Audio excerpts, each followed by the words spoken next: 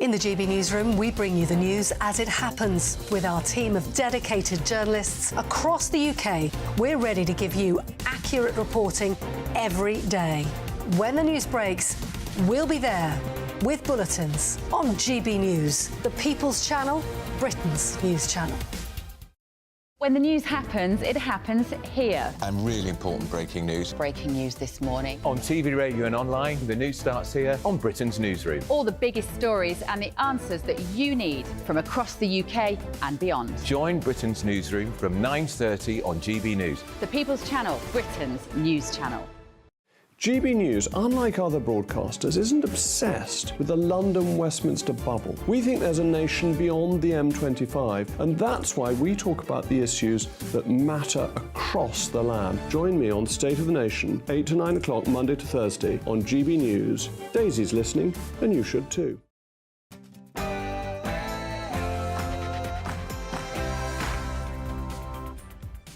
Good afternoon, it is just before midday and you're with GB News Live with Pip Thompson and Emily Carver. Coming up this Monday lunchtime. A monumental reshuffle from Rishi Sunak, which sees former Prime Minister David Cameron appointed as Foreign Secretary. It's a remarkable return to the frontline politics after his resignation, of course, following the Brexit referendum back in 2016.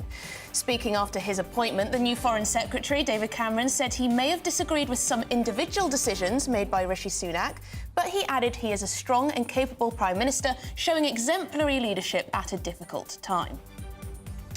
Now, all this comes as Suella Braverman is sacked following days of speculation after that newspaper article last week. She said serving as Home Secretary was the greatest privilege of her life, and she'll have more to say in due course. We'll be bringing you all the latest live from Downing Street.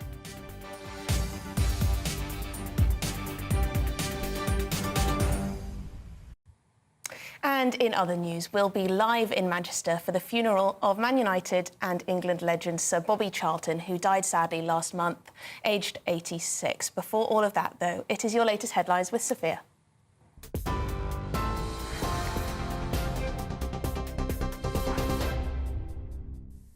Good afternoon, it's 12 o'clock. I'm Sophia Wensler in the GB newsroom.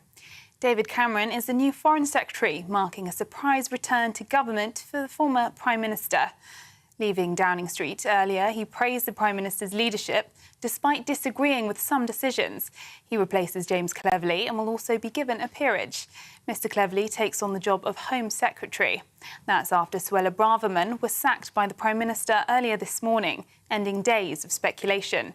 Schools Minister Nick Gibb and Primary Care Minister Neil O'Brien have also announced their departures.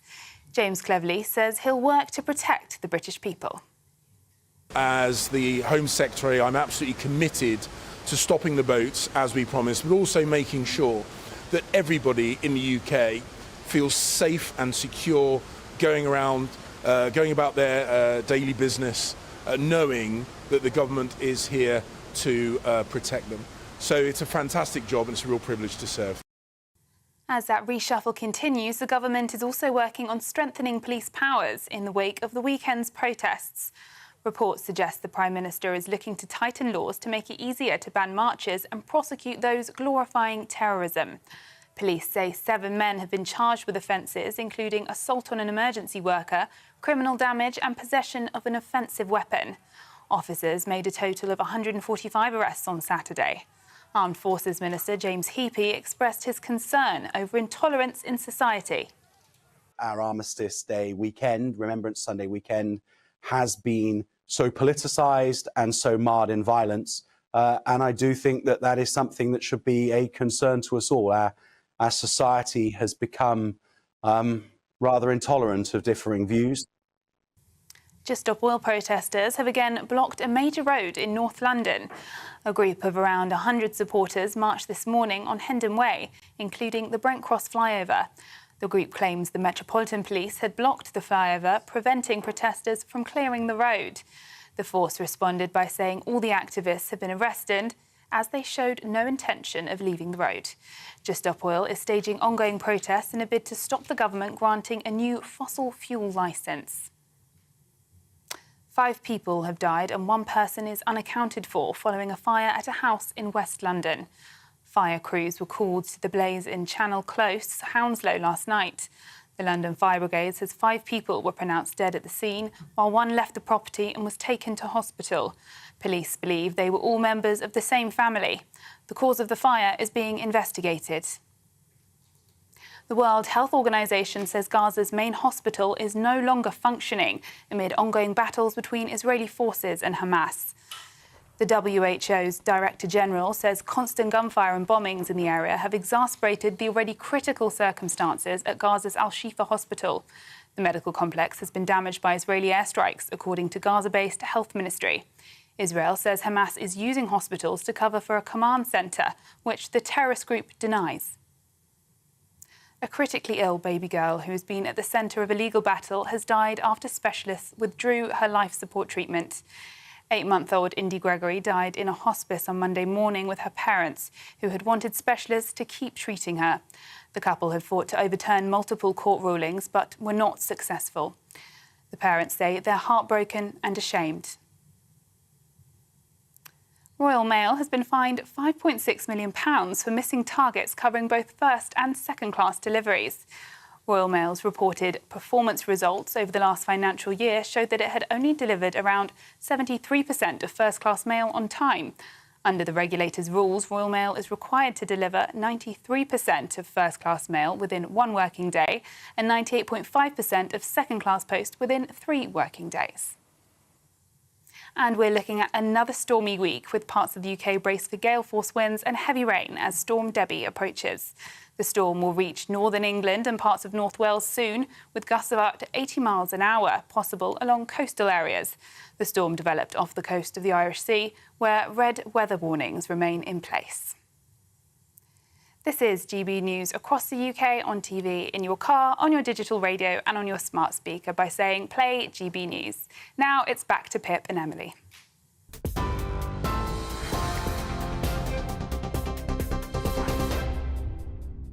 Sophia, thank you very much. Well, it's been quite a day so far, and it's only just after 12 o'clock in the afternoon. There's lots more to come. We've had dramatic political announcements coming out of Downing Street, with Rishi Sunak making significant changes to his cabinet. Yes, quite significant. It started, of course, with the sacking of Suella Braverman as Home Secretary.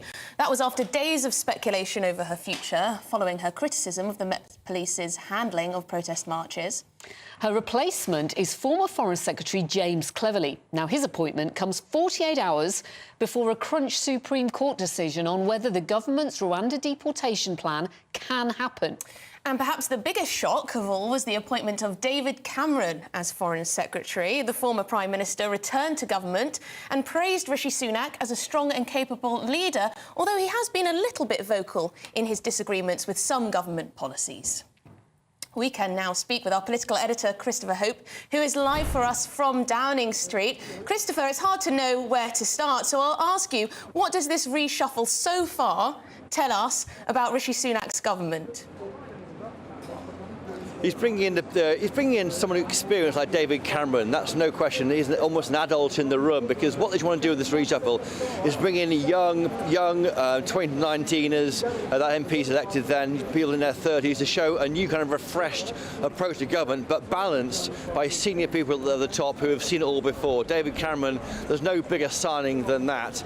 In a sense, it's the biggest comeback in politics since Bobby Ewing woke up in the shower during Dallas in the 1980s and thought he dreamt the entire 2 previous series. Well, that's not the case, David Cameron. Brexit has happened, but certainly there's no question there's a feeling that the grown-ups are back in the room with quite a young Prime Minister, age 42, Rishi Sunak. So far today, Suella Braverman has gone. James Cleverly has moved from Foreign Secretary to Home Secretary, bringing in David Cameron, that big headline announcement. Elsewhere in government, some junior movements. We've got Nick Gibb has left as Schools Minister, a very successful individual there who lifted exams standards, but of course also had the issue of the rat concrete on his watch. Neil O'Brien at the Health Ministry, he's off, and Jesse Norman, now he's in Transport. Elsewhere, we think that Mark Harper is staying where he is. He's a Transport Secretary. We also think that Jeremy Hunt, who's the accidental Chancellor, made Chancellor by Liz Truss, surprised him as much as us back in the day, back in September last year. He will probably will stay on as Chancellor, given he's got the autumn statement next week. Also, we have Therese Coffey, the Environment Secretary, went in 2 hours ago, hasn't been seen since. We're not sure what's going on there, not even a team know what's going on there. It might be a red herring, but I'm also told by other people it is linked to the reshuffle, so we'll wait and see. So it's all movement here, lots of big shapings up here. Quite boring probably for some people because it's basically people move around government, but for me it's about this government, this Tory party, getting election ready, getting young people in to face Sir Keir Starmer's Labour Party, 25 points ahead in the polls or whatever it is, and try and take on the challenge Labour's offers, because they've got to do something. They're miles behind the polls. In terms of Suella Braverman, Chris, is it the end of her now, or actually is it only just the beginning? It's a great question. I mean, for her, it's the beginning because, of course, she stands for the right of the party. She was given that job, wasn't she, back in October last year when she came out and said she backs Rishi Sunak to be Prime Minister, and that got her to be reappointed as Home Secretary. That's certainly what the job she wants to have, and she was seen as this kind of standard bearer of a Tory right. We don't know what's happening next with Suella Braverman. I've asked sources in Parliament, will she make a speech, a resignation speech, which could be completely totemic and difficult for the government and for Rishi Sunak particularly. No word yet. Now, any speech will take a couple of days to organise, probably maybe Thursday or even next week, and that'll be after, of course, we get the Supreme Court ruling on Wednesday about whether this plan to process Rwanda, illegal arrivals in the UK in Rwanda, whether that goes ahead. So we'll wait and see on that. Next week, net migration figures will come out. That should show that hundreds of thousands of people have arrived here legally, totally legally, on the government's watch, which many would say shows a lack of control of the borders. So lots of ways in for Suella Braverman to make trouble if she wants to, but she's the new standard bearer of the Tory right. Now she's back on the backbenches. OK, Christopher Hope talking to us from Downing Street. Thank you very much. Well, let's go straight to the Home Office. Right outside it for us is our Home and Security Editor, Mark White. Mark, any sign of James Cleverly? And tell us about this massive in-tray that he's now got. Yes, indeed. I mean, he came here about, an hour ago now, so he's in there and he's getting on with the job. There are a few more challenging jobs given the international goings-on at the moment around the world, all the turmoil, I should say, around the world than the Foreign Secretary. But of course, coming here to the Home Office, it's at the very least a close run second, given all the items that are in his in-tray. In terms of Wednesday, we've got that, as Christopher Hope was saying there, that decision on Rwanda, the Supreme Court handing down its judgment there. And that will, of course, be eagerly awaited because there is no plan B as far as the government is concerned with regard to how they deal with those coming across the channel in small boats. It's Rwanda or bust, and if that goes against them, then they're going to have to go back to the drawing board to come up with a new policy to deal with those coming across, to act in the same kind of deterrent way that they believe the Rwanda deal, if it is given approval by the Supreme Court, will do. In addition to that, what he's also got to look at is what to do with the many thousands of asylum seekers who are already here. We know that around 50,000 of them are being kept in hotels. Well, it was the stated aim of his the previous holder of the Home Secretary, that post, Suella Braverman, it was her stated aim to try to get as many people out of hotels and into sort of more purpose-built or specially adapted asylum-seeking accommodation. And that includes, of course, the likes of old Ministry of Defence bases. So RAF Wethersfield is one that springs to mind in Braintree in Essex. Well, of course, the new Home Secretary is the MP for Braintree, and he has been on the record as voicing his opposition to the plans to put these asylum seekers in Wethersfield. So we have asked the question of the Home Office whether the new Home Secretary is still opposed to the Wethersfield or whether he is now committed to Wethersfield. And that will, of course, be unpopular with his own constituents, but, you know, if he's the Home Secretary, there is that policy to get them out of hotels and into these larger scale accommodation centres, then it would stand to reason that he would have to be in favour of Wethersfield. Well, he has a huge job on his hands. Thank you very much indeed, Mark White, our Home and Security Editor there outside the Home Office in Westminster.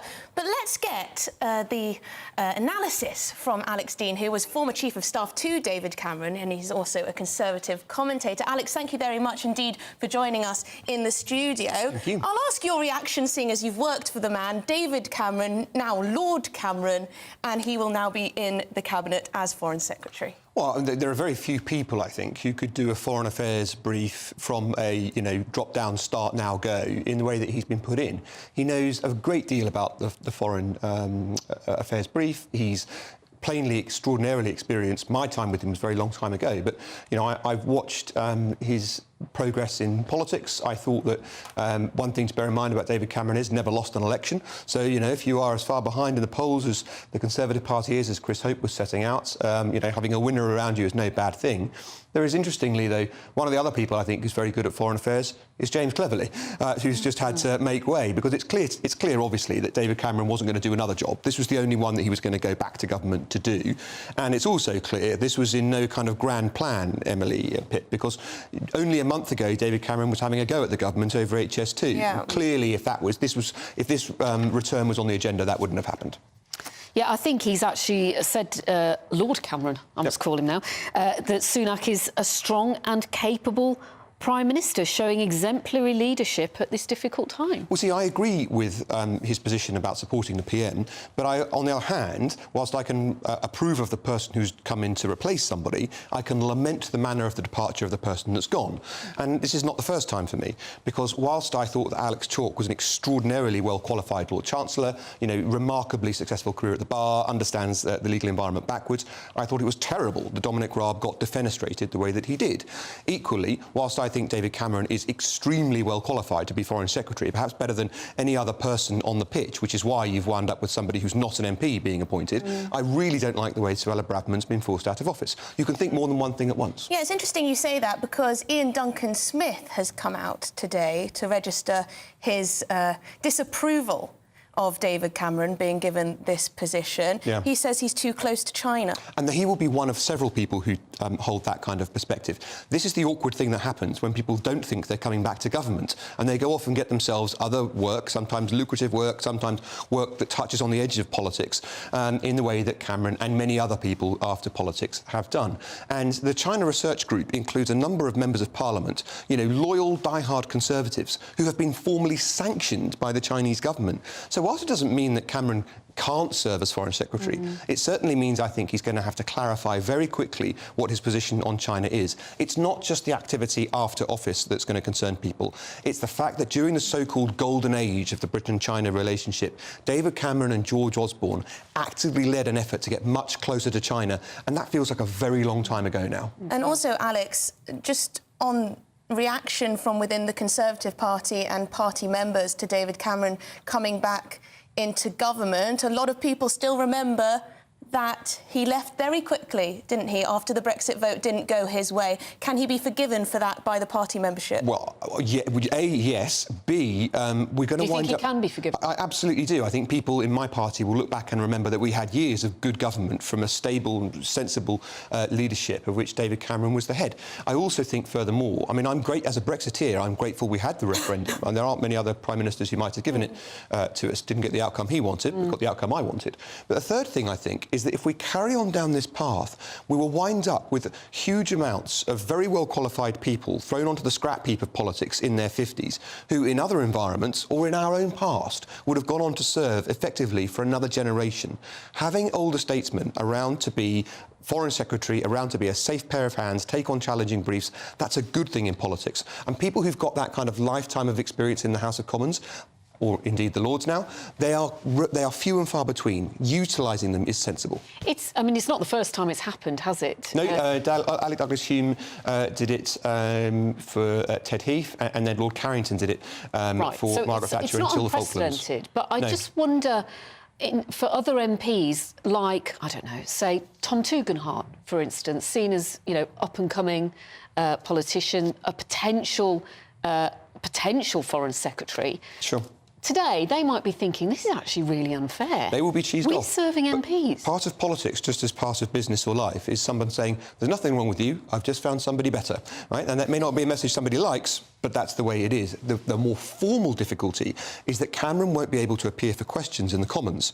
And when that happens, what you get the number 2 in the Foreign Office, who is an MP, has a kind of an inflated role, and they take questions on their department's behalf. And that's what happened that's what happened under Carrington and under Douglas Hume. So he won't have to debate the shadow Foreign Secretary then in the House of Commons? I mean, they might debate outside it, but they won't be debating in Parliament. And one of the things I think is interesting about that, I think that's part of what is getting to the Ian Duncan Smith and co group of people who have been formally sanctioned by China. Not only do I have a concern about it, I cannot bring it to the House and ask you about it at the dispatch box. So how can David Cameron, Lord Cameron, be held to account as Foreign Secretary? Well, he will, of course... He cannot face David Lammy. He will answer questions in the Lords, and just as if right now you've got ministers in the Lords, or indeed members of the Lords who want to ask questions of ministers in the Commons, there's a process of relaying your question within your party to be asked on your side. Could this have been pre-planned? Because we actually have seen quite a lot more of David Cameron in the media, doing media interviews that he hadn't been doing for years, if I'm right, if I remember correctly. He has been far more visible in the past few months. Emily, I love a spot of conspiracy, not cock-up, but I can tell you now, if this was on the agenda in any way, you wouldn't have had the HS2 beef. You wouldn't have had James Cleverly saying last month, effectively, please don't move me from the Foreign Secretary role, right? If this was in any way on the agenda, people would not have done it. And furthermore, the Conservative Party, like almost all organisations, is basically incapable of preventing leaks. If this was in the works, we would have heard about it. If only we knew, when we saw the lineup at the Cenotaph yesterday, the former Prime Ministers standing together, Suella Braverman standing... If only we knew then what we know now. Yes. I love the idea... Only 24 hours ago. I love the idea Rishi Sunak is standing there in the 2-minute silence and looks to his side and thinks, hang on a minute. Just very quickly, while I've got you, Suella Braverman, your reaction to her being sacked. I'm sad about it. I thought she was speaking for millions of people in this country. I don't think she said anything that's wrong in the Times. I think it was overblown. And once you let the Labour Party get a scalp like this, they don't stop. They move on and try and get another one. I thought that she had expressed herself forcibly, but with a perfect right to do so. I also think that it's a difficult situation for a Home Secretary who doesn't directly control what the police do on operational matters and has, in London's Effective Police and Crime Commissioner, in Sadiq Khan, someone who is absolutely opposed to her agenda. And when you've got someone that's implacably against you in the end in the Police and Crime Commissioner role, and you've got a Chief Constable who would rather go off and do podcasts and interviews about how wrong you are rather than discussing things with you, what are you supposed to do? I thought doing a timed interview was rather nicer than sacking him. So, you know, in the end, I thought it was a completely reasonable thing for the Home Secretary to do. I have been away the past few days, and I did reread her article in the Times, and I didn't find it as shocking as some of the commentary seemed to suggest. But there you go. I'm sure everyone has a different opinion on that one. But coming up, thank you very much, Alex Steele, Conservative commentator and used to work for David Cameron as his Chief of Staff. Coming up, more reaction to the extraordinary morning of politics. See you very shortly. This is GB News Live.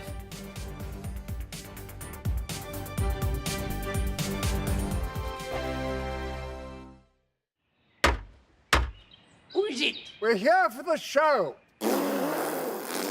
Welcome to the Dinosaur Hour with me, John Cleese. I was married to a therapist. And you survived? I thought we were getting Hugh Laurie. Second best. You interviewed Saddam Hussein. What's that like? I was terrified. I'm playing strip poker with you three. Oh! No, thank you. My CDs need to be put in alphabetical order. Are you going to be problematic again? The Dinosaur Hour. Sundays at 9 on GB News.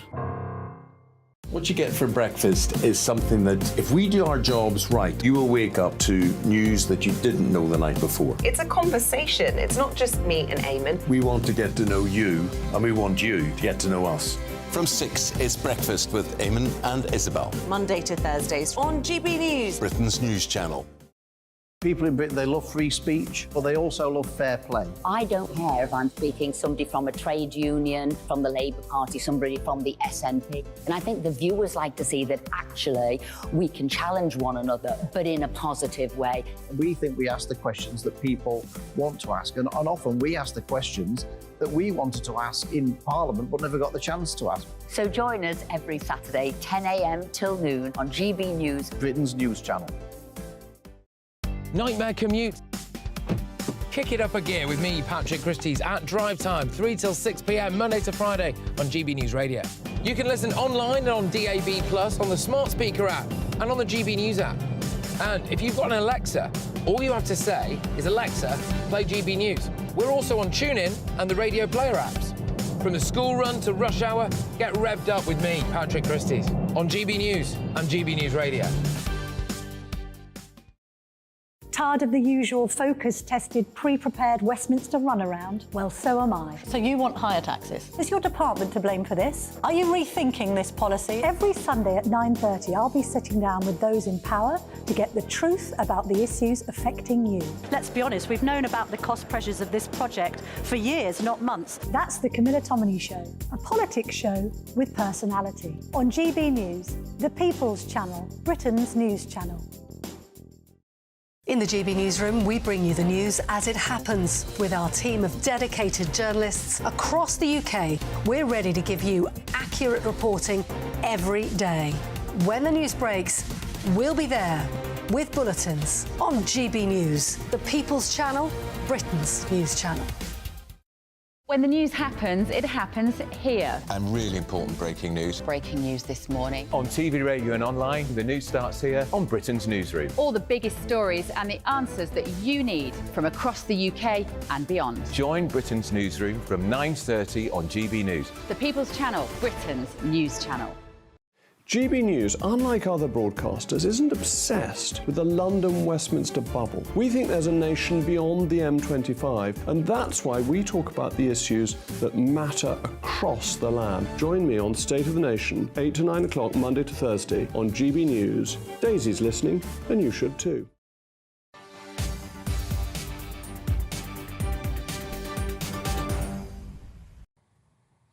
Welcome back to GB News Live.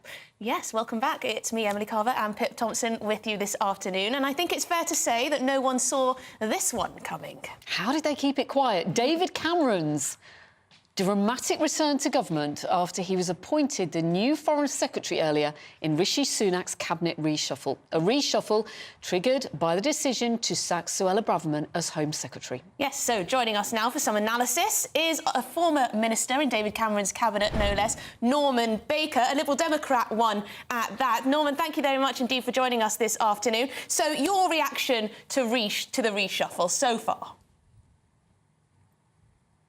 Well, morning, Emily. I mean, I think this is a good appointment. It's an inventive appointment. As you say, nobody saw it coming. But, you know, the world's a dangerous place at the moment. It's a very uncertain place. And having someone on the world stage for Britain who's got some credibility and knows people around the world is actually quite a good idea. So, and he's also a very moderate person in conservative terms, as you all know. So the idea that we move more towards the centre is good for the country, but also, frankly, good for the Conservative Party. There are individuals like Ian Duncan Smith, though, who are not so happy about this because of David Cameron's links to China. Well, that's a very good point, and that is something he will have to clear up, as I think Alex, your commentator on a moment ago, also made the point. I dealt with David Cameron over China. In fact, we had a run-in, both Tim Lawton and I had a run-in with David Cameron over the subject of Tibet. So, I mean, he isn't particularly sound on China, I don't think. That will have to be sorted out. But he will adopt the government position. He's subject to collective responsibility, same as anybody else in government, and therefore he'll have to tone down his pro-China views, I think. The pro-China element of the coalition government was more noticeable in George Osborne, actually, than in David Cameron. But, I mean, clearly that's the matter that had to be sorted out. He is a sensible person, David Cameron, by and large. I thought he was quite a reasonable Prime Minister. He's calm. He's more of a chairman of the board than the chief executive. He has got one or two faults. He tends to be quite petulant on occasions. He also bears grudges. He never quite forgave me for reporting him to the House authorities for using his Westminster office for fundraising efforts. You had to apologise to the House for that. But hey, there we are. I think it's a better day for Britain to have David Cameron as Prime Minister than to have Suella Braverman as Home Secretary. Well, on that point, Norman, why do you think Rishi Sunak let Suella Braverman go? I think he had to be honest with you. I think first of all, she committed the offence of publishing an article which hadn't been properly cleared by Number 10. In fact, as I understand it, they'd objected to passages in that article, and you can't have that happening, I don't think, under the Ministerial Code. You have to get these matters cleared by the Prime Minister or by Number 10. But secondly, also, she was clearly giving instructions to the police or leading them in a way which is entirely inappropriate for a Home Secretary to be interfering in operational matters of the police. And that was a line you should never cross as Home Secretary, speaking as a former crime prevention minister. That would never have happened, not just with me, but with Theresa May as Home Secretary. We just don't do that. And Suella Braverman has crossed that Rubicon and paid the price for it. The Prime Minister's, though, taken quite a risk here, hasn't he? Because, well, how much noise do you think she's going to be able to make from the backbenches? She's still got some support. Yes, well, there was some suggestion in the papers that she wanted to be sacked in order to lead the charge after the next election and become leader at that point of a more right-wing party. Now, whether that's actually based in reality or just a kind of conspiracy thing, I don't know. But, I mean, certainly there is an element of support for her in the backbenches. There will be some rumblings from members of the Conservative Party about her losing her seat. But I think there'll be a lot more Conservative MPs, frankly, who will be glad to be at the back of her. I do wonder which parts of Suella Braverman's article in the Times Rishi Sunak would disagree with and which parts Conservative voters, or at least the majority of Conservative voters, would disagree with. But that will be a question for the Prime Minister. There is a suggestion that it was about what she said to do with homelessness. That sowed the seeds of her sacking. And not actually the article. And perhaps she wrote that article on the protests and on the policing issue. Maybe she wrote that in order to deflect from that, suggesting homelessness is a lifestyle choice. But there you go, Suella Braverman, always controversial, but did she deserve the sack? Let's take a look at the GB News inbox, shall we? Thank you, Norman Baker, for your time. Annie, good afternoon to you. You say, I'm horrified to hear that Miss Braverman has been removed for speaking the truth. She spoke for a good percentage of the British people. Rishi Sunak has shot himself in the foot. Bringing Cameron in to replace Suella is ridiculous. Well, he's not directly replacing her. He's now Foreign Secretary and James Cleverly's, but I know what you mean, as he was one of the worst Prime Ministers we have ever had. Gosh, Philip says, the Prime Minister and government have once again demonstrated that they are completely out of touch with ordinary people. They need to go. I'll be voting for the Reform Party in the future. This is the thing. A lot of people will be watching what Rishi Sunak has done here with Suella Braverman and coming to the conclusion that anyone who speaks out on issues that are controversial or takes a robust policy stance when it comes to issues like multiculturalism, issues like the pro-Palestine protests, they're out. Or was she being defiant? Did she defy him and disobey him? And that's why he let her go, because you can't disobey your own Prime Minister. And did she want to be sacked? Could have been part of her huge game plan. Also, interestingly, is it's being claimed that it was Lord William Hague who brokered the deal for David Cameron to come back as Foreign Secretary. Oh, really? Well, that's very interesting insight there. We'll have to find out more about that from Christopher Hope, I'm sure, our political editor. Now, there's a live shot of Number 10 we're looking at right now.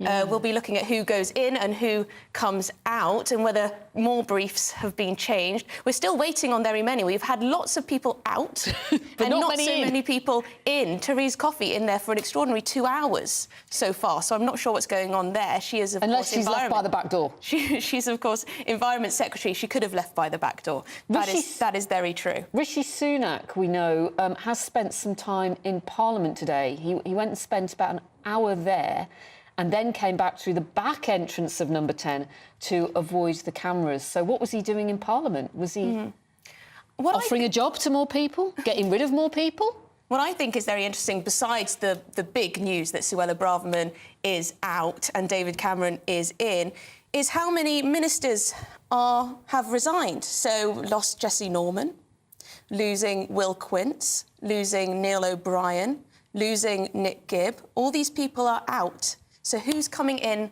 to replace them all? And why are they out? Is it because they think the Tories have lost the election and they're jumping ship now? Well, I think that might have a lot to do with it. Not many people want to lose and take on the burden of being a minister if they think they're not going to be holding their seats in the future. Perhaps. Let's go to... Hiya. Thank you. All good. Chris Hope. Chris, what can you tell us?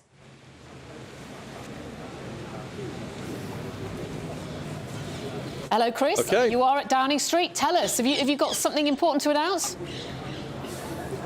No news yet. We're still waiting, I think, for some new arrivals walking down number 10, down Street towards where I'm standing outside the front door of Downing Street. No news yet.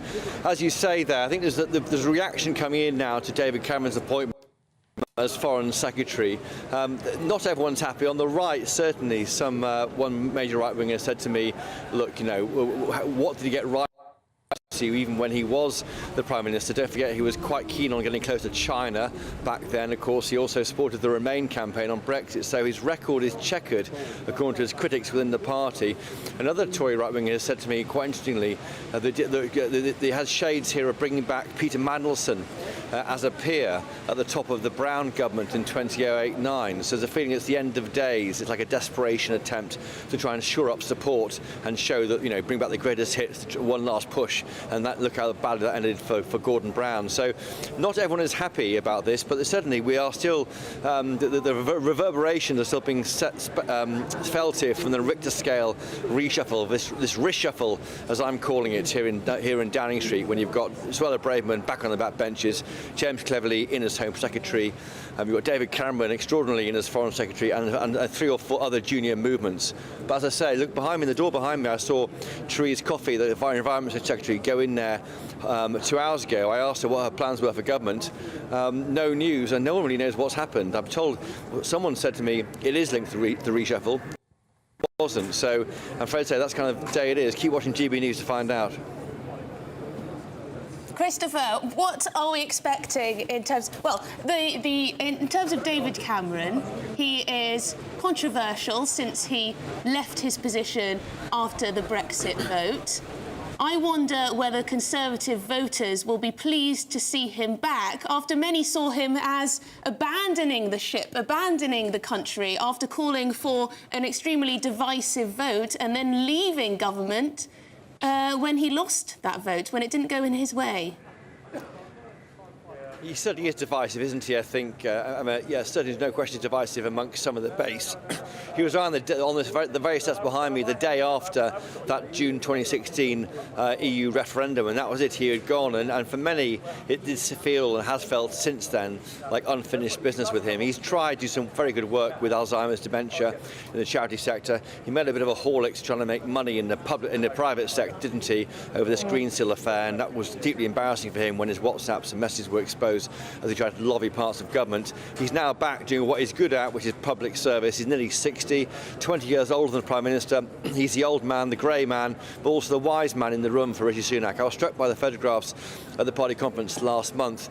Everyone looks so young around Rishi Sunak, and they do what the idea is of bringing in older people like David Cameron, but also younger people will get promoted along the lines of Claire Coutinho, who is the new Net Zero Secretary since September. I'm looking down to my left every so often because we are expecting an arrival. I want to give you an idea of who it is as soon as I can see, but so far nobody yet. What about the future of the Health Secretary, Steve Barclay, Chris? Do you think he's at risk today? Yeah. People say he's at risk, and I think he's quite valuable, I think, to the kind of group who want to, in the Treasury, number 11 Downing Street, who are quite keen to cut costs in government. He was a former Chief Secretary of Treasury, sat on the Public Accounts Committee, is good at watching the pennies, and that's what the story is with currently with the NHS, trying to save money and do more with less. Of course, deal with the issue there of the long-running strike action. That's the problem he's got there. But I think, yes, he has lost, of course, Neil O'Brien from his team. I think another Health Minister Junior has gone as well, so there is a whole new team being created there. But yeah, and he's not someone who maybe sets the heather alight in terms of being an amazing orator or someone who can really excite the grassroots and the base. But I think he is someone who's quietly respected. But yes, there was rumours he might be off, as well as Therese Coffey. Alistair Jack, Scottish Secretary, he's leaving at the next election. Now might be time for him to go. What you're seeing in these letters coming out today from people like Jesse Norman and Will Quint and others, these are MPs maybe who are quietly exiting the front line. Certainly I do know that Will Quint is leaving Parliament at the next election. Not so sure about Jesse Norman. Jesse Norman, once tipped as being a future Prime Minister, now not. Yes, lots of names leaving, and we need to hear now who's coming in to take up those positions, those lesser roles in Cabinet. I wonder, Suella Braverman. Now, let's remind our viewers and listeners, we are looking at number 10. We are looking at Downing Street because we're expecting some more arrivals to go in there and speak to the Prime Minister about their positions. Christopher, in terms of Suella Braverman, she has been sacked. She says that it has been a massive privilege to serve as Home Secretary, but she will have more to say. If I can interrupt you there. Here comes the man we were discussing, Steve Barclay, the Health Secretary, is now walking down Downing Street. I'm not sure you can see any pictures of him. I might, excuse me, shout some questions to him, if you don't mind that. Steve Barclay, what are your plans for government? Steve Barclay, do you plan to carry on as Health Secretary? Mr. Bartley, any plans? What are your plans for government? Any plan for a promotion, or are you out, sir? Got a new job, Mr. Barclay? You had a good go, Chris. I would have been very shocked if he'd have replied to you, but you gave it your best shot. He did say something, but perhaps it was... I think it was good afternoon. Yeah, good afternoon, perhaps. No, he said, I'm afraid he said hello, Chris, which is a guy I do know him quite well, having been around this place for 20 years. So, but he wouldn't have welcomed my questions. I was asking him whether he's out of the government or going for a promotion. We don't know. Now, normally these sackings happen behind closed doors. They happen in Parliament, away from the annoying view and questions of people like me. But so it might mean he's been promoted. I just don't know, because Therese Coffey's gone in and she's still sitting in there on a sofa having a mug of cocoa. I'm not sure what she's doing. So the numbers are building up of room, and everyone knows how politics works. You walk through the front door of Downing Street, that's for a reason. What the reason is, we're maybe about to find out. So he's not walking through the door to be told he's retaining his job. We can read into this that something's changing for him. Well, yeah, that is the convention. Is you go through the door for a promotion, you go through a back door for a sacking, or you're sacked in private. I don't know. If it turns out that Therese Coffey and Steve Bartley have been sacked, that is, for me, very interesting as a watcher of this place, because it shows to me that Rishi Sunak is keen to show his authority by publicly firing people, rather than doing it behind closed doors when it's all very friendly and cosy and pleasant. If you're sacking people in public, if that's what's happening, we don't know yet, but if that's what's happening, then that shows a degree of steel that maybe we haven't seen so far in Rishi Sunak. Interesting. Could it be with Neil O'Brien standing down that perhaps Rishi Sunak wants to ask who he wants to be in his ministerial team, or is that a bit of a stretch? It could be, but often cabinet ministers are appointed directly by the Prime Minister, and they have no real say over who the number two is. Certainly in the case of Suella Braverman at in the Home Office, Robert Jenrick was given the job as Immigration Minister below Suella Braverman, but that really was almost to keep an eye on the antics of Braverman as a standard bearer of the Tory right, someone who stood against Mr Sunak to be Prime Minister just over a year ago. So often it's a way of just keeping an eye on somebody so much as giving him a leg up or finding out who they may want to take that role. It does show, though, if he is moving health, that there's a new focus on that. We have heard nothing, have we, about social care, about the big issue of politics over the past decade and a half. What to do about social care? No answer yet. It maybe we'll get a new person in there, let's say, Michael Gove, someone different, someone interesting. Someone who could shake it up. I mean, I think, it's, for me, though, this reshuffle shows that, again, I'm increasingly thinking the PM is going to go long next year, having the election late next year, not earlier, because he's got more to do, and I think that's what we're seeing. Do you think, Chris, with this reshuffle today, it will have the desired effect of improving the Tories in the polls? Is it going to narrow the gap a little bit with Labour? I think correctly, the electorate will largely shrug their shoulders outside of Westminster when they see this. But the hope is that the government over time can create a new idea, a new kind of image to convince voters they deserve their support. For me, the Tory party is like a snake. It sheds its skin and its appearance once every 3 or 4 years and becomes a new party almost. And that's what we're seeing happen in real time here in Downing Street. I think that Sunak, the Prime Minister, wants to create a new young team around him. We'll see more of that later. He's got the old grey beard in as Foreign Secretary. The world's a very increasingly scary and alarming place on the foreign affairs policy brief, and that's why Mr Cameron's been given that job. But I think he wants to create a kind of feeling of a new team as he tries to win an unprecedented 5th term as a Tory government. It's never been done before, and some would say it can't be done again given the state of the polls, but they want to try and make that work. And Christopher, was this reshuffle always expected to be a big one, or was it triggered by the Home Secretary, Suella Braverman, and her sacking?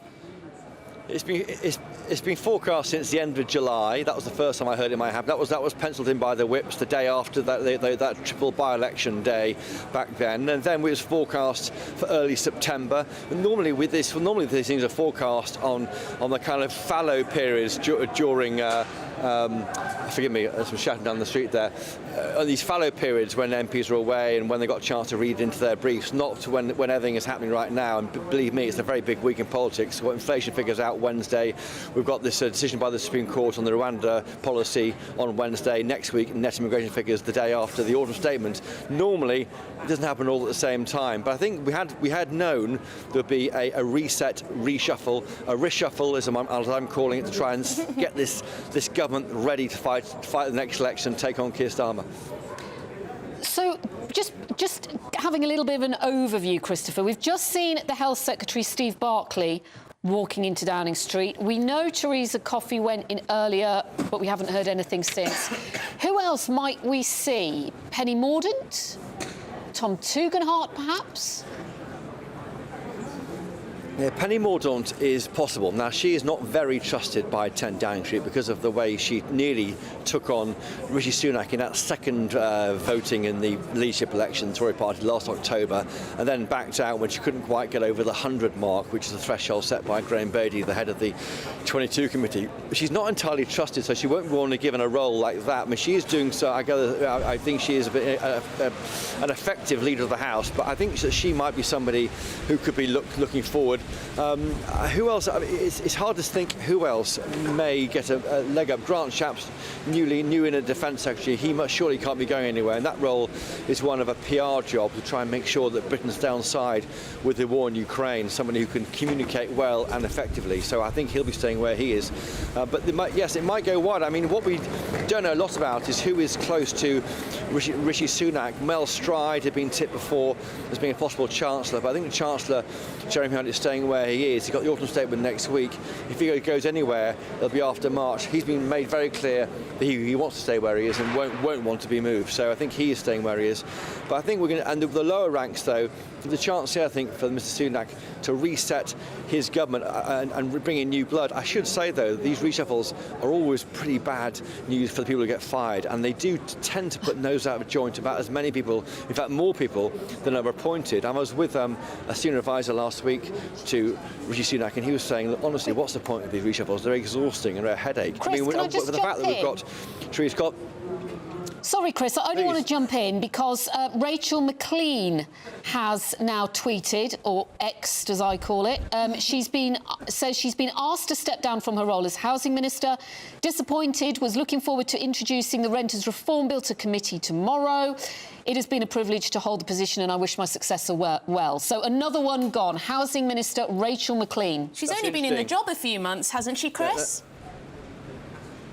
Yes, she had. I've, on my, I was on the phone to you. My phone and my WhatsApps are buzzing. Let's have a quick look down. I think there's some news here from Theresa Coffey.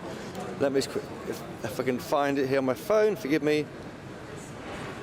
Well, just while you're looking, we'll just repeat that to your viewers and listeners, that Housing Minister Rachel McLean has been asked to step down from her role. She has confirmed that in the past few minutes on Twitter, or X as we now call it. And, well, that's the second round starting of Rishi Sunak's reshuffle, it seems. And it might be that we're hearing something about Therese Coffey, Chris. Yeah, Therese Coffey has resigned as Environment Secretary. Wow.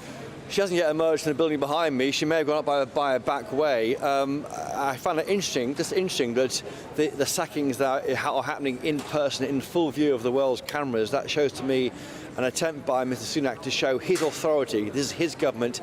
He's in charge. Now, shortly after David Cameron was made Foreign Secretary, Mr Sunak did go across to Parliament and did hold meetings for about an hour, I understand from sources behind me in Downing Street. He may have done some sackings then, but to make Therese Coffey walk up in front of the cameras, that shows a real break from the past, and it shows we're going to have a new Environment Secretary. So let's count them up. Environment Secretary, Home Secretary, Foreign Secretary. Big moves happening at the top of government right now. Therese Coffey says, I consider it is now the right time to step back from government. What does that mean? Well, that might mean that she feels she's done a long time as Environment Secretary, or it's time for her to move on. She, of course, was a close ally of Liz Truss, ran Liz Truss's campaign, part of the kind of the Norfolk mafia of MPs. That's not mafia in a good way. It means people close who get on well and fight together and have each other's back. That is really Therese Coffey moving on. We do expect someone, probably a younger minister, to take that role, a role which the government has been on the back foot for so long over sewage. Of course, going back 15 years now, the government has tried to keep bills down on sewage, and that means there's been very little investment in the infrastructure. That has caused lots of sewage leaks, which have been appalling for many people, and that has cut through during the pandemic and really upset people. So I think that shows to me a change in terms of policy there, and someone who might take the fight to Labour and the Lib Dems on the environment. So certainly in the southwest, I think a new Environment Secretary will be broadly welcomed. Christopher, I can see you looking to your left every now and again, and of course down at your phone for any updates. Any eyes on anyone coming through the gate? No, a new car has just gone through the moving bollards. Nothing yet. So the first sight of anyone new, I'll let you know. But I do think we are now seeing this is the reset of this government pre-election. We can now say that fully. We've got these big moves happening: environment, home affairs, foreign affairs. This means this is a government which is being reset here in Westminster and also in public. Mr Sunak is doing the firings in public, forcing them to do almost a perp walk up Downing Street. Right now behind me we have Steve Barclay. Now we know that Therese Coffey was fired. It might well be that we see... And here is Richard Holden coming towards us. Can you quickly see him? Richard Holden. Richard, you got promotion? New Environment Secretary? New Health Secretary, Mr Holden. That's Richard Holden there, the MP for North West Durham. Now, he's widely tipped for a role possibly in the cabinet level. He was elected in 2019 as MP for North West Durham in the Red Wall. He would be a very interesting Environment Secretary. Now, of course, the resignation of Therese Coffey just dropping on my phone on air right now. These things are choreographed. The fact he walked up like that shortly after Therese Coffey lost her job could mean that he's a new Environment Secretary. Let's wait and see. But Richard Holden absolutely wasn't meant to win that seat in North West Durham. Did it against the grain. Was part of the Red Wall, and that might show people in the north in the Red Wall that Rishi Sunak cares for them, because there was a feeling certainly back in September when Ben Wallace left government that basically MPs from southern areas of the country were promoted, and no one from the Red Wall. There's no MP more in touch with the Red Wall than Richard Holden. Christopher, zooming out a bit and having a look at this reshuffle so far, from what we know about who's out and who's in, are we seeing a political change in government? Are we seeing an ousting of those on the right of the party? Can we draw any conclusions so far, besides, of course, Suella Braverman being out? Suella Braverman, who's on the right? I mean, Steve Barclay was a Brexiteer. His dad was a trade unionist. He's somebody who's well known, who supports Brexit, who is from the northwest of England, is, authentically, I think, a tax cutter of the right. If he goes, that is a further issue. He's not really a standard bearer of the right, though. He's more moderate, more than centre ground. It's Suella Braverman is the big issue. And how big is her constituency? Well, there's a group called the New Conservatives, around 60 of them. Danny Kruger, Miriam Cates, these are the MPs in charge of that. They are trying to reshape the Tory party. And I think that the right will want to see some appointments to the top of government who recognise their views. So far, we've seen nobody.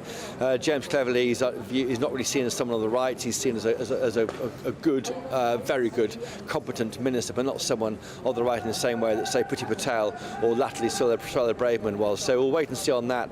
But I think Richard Holden going in is what I'm trying to say to you. Someone of a younger age group being brought in probably to the cabinet level, maybe as Environment Secretary, to try and take the fight to Labour. So you've got this combination of older, that's David Cameron, and younger, Richard Holden, of course, Claire Coutinho, and of course Prime Minister in their late 30s, early 40s. So you've got this balance. They're trying to demonstrate that here's some security here. Certainly with the appointment of David Cameron, the Tories are already saying to me on my WhatsApp, compare that with David Lammy. Who would you trust with in a very uncertain world? Do you want David Cameron in charge, or do you want David Lammy? These are the choices that have been created and made in real time today in Westminster for voters next year.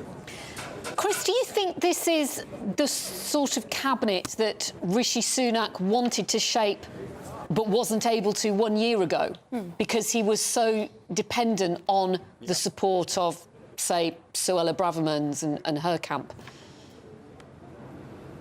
There was that, and also I think there was a feeling that we had enough politics in that mad time, September, October time, when the government's collapsed and a new one was created. I think there was a feeling there'd been enough politics.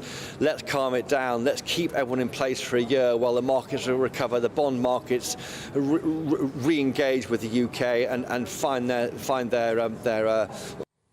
for this country going forward as a kind of entity. I think that's what was happening there. They couldn't really risk to move too many people, and only really Ben Wallace saying he was out back in September forced 2 or 3 people to shuffle around government, of course, and Grant Shapps became Defence Secretary. But apart from that, it was really a case of wait and see for a big shake-up, and this is the opportunity for Rishi Sunak. This is the team he is setting up here to fight the next election, to take on Keir Starmer, to try and bring down that Labour lead in the polls, because currently it is miles away, 20 points ahead. It's got worse, not better since the point. I think they were 20 points behind at the height of that chaos after Liz Truss resigned. 20-point lead. Well, so far, Mr. Sunak has done nothing to affect that. He's got to hope these changes will change that. Christopher, just to update our viewers and listeners if they're just arriving with us now, the very latest is Therese Coffey quits as Environment Secretary, but we started off the day with Suella Braverman being sacked. It is understood that she was either sacked for her Times article or for her comments about homelessness. We don't know exactly what the truth is there. Then we had James Cleverly appointed as Home Secretary to replace her, and then David Cameron, now Lord Cameron, appointed as Foreign Secretary to replace James Cleverly. Big changes in government. And we have, not long ago, in the last few minutes, seen the Health Secretary, Steve Barclay, go through that door, the most famous door in the country, number 10. And not long after him, Therese Coffey, Environment Secretary, announced she'd resigned. And Richard Holden, who's the MP for North West Durham, a significant backer of Rishi Sunak in the Conservative leadership contest last year. He has gone into number 10 in the last few minutes. So there's still plenty more announcements to come, Chris. Yeah, there are. I'm reading on my phone here a letter from the Prime Minister, Rishi Sunak, to Therese Coffey, thanking her for her hard work. And during the pandemic, your leader, the DWP, ensured the welfare system kept working. Some other supportive remarks here about her record on nature and the environment. I think that's the first exchange of letters we've got. the number 10 letter writers and the signature will be very busy today because lots more letters to be signed and written and sent out to various ministers. But it does show to me that I think Theresa Coffey is leaving on some good terms. There's an exchange of letters. It's all done in a normal way. We haven't yet seen any, apart from some tweeting maybe, but nothing yet from Suella Braverman. I think what she does next is so interesting. The right is being removed from government right now. Will they be brought back in with new faces, new names? Not yet. Will she give a speech in the House of Commons? Will she lay out her concerns? That might happen later this week, early next week, after that Rwanda decision, before the big figures next week on immigration. I think we are about the right is a bruised entity in the Tory party right now. Can Mr Sunak apply some balm? And it wasn't too long ago that Suella Braverman, as Home Secretary, was on the international stage talking about multiculturalism having failed, talking about the risks of illegal immigration and all of these topics. She's now been sacked. We now have James Cleverly as Home Secretary. Jeremy Hunt, he's safe. Yeah, Jeremy Hunt, we think, is safe. Now, for me, he's called the accidental Chancellor. He was given that job as Chancellor by Liz Truss when he's on their way back from Brussels on a family holiday. Then he got that role and then was kept in place by Rishi Sunak, if only to reassure the markets that they were going to slowly unwind that disastrous mini-budget by Kwasi Kwarteng in September last year. And that's why he was kept in post by Rishi Sunak.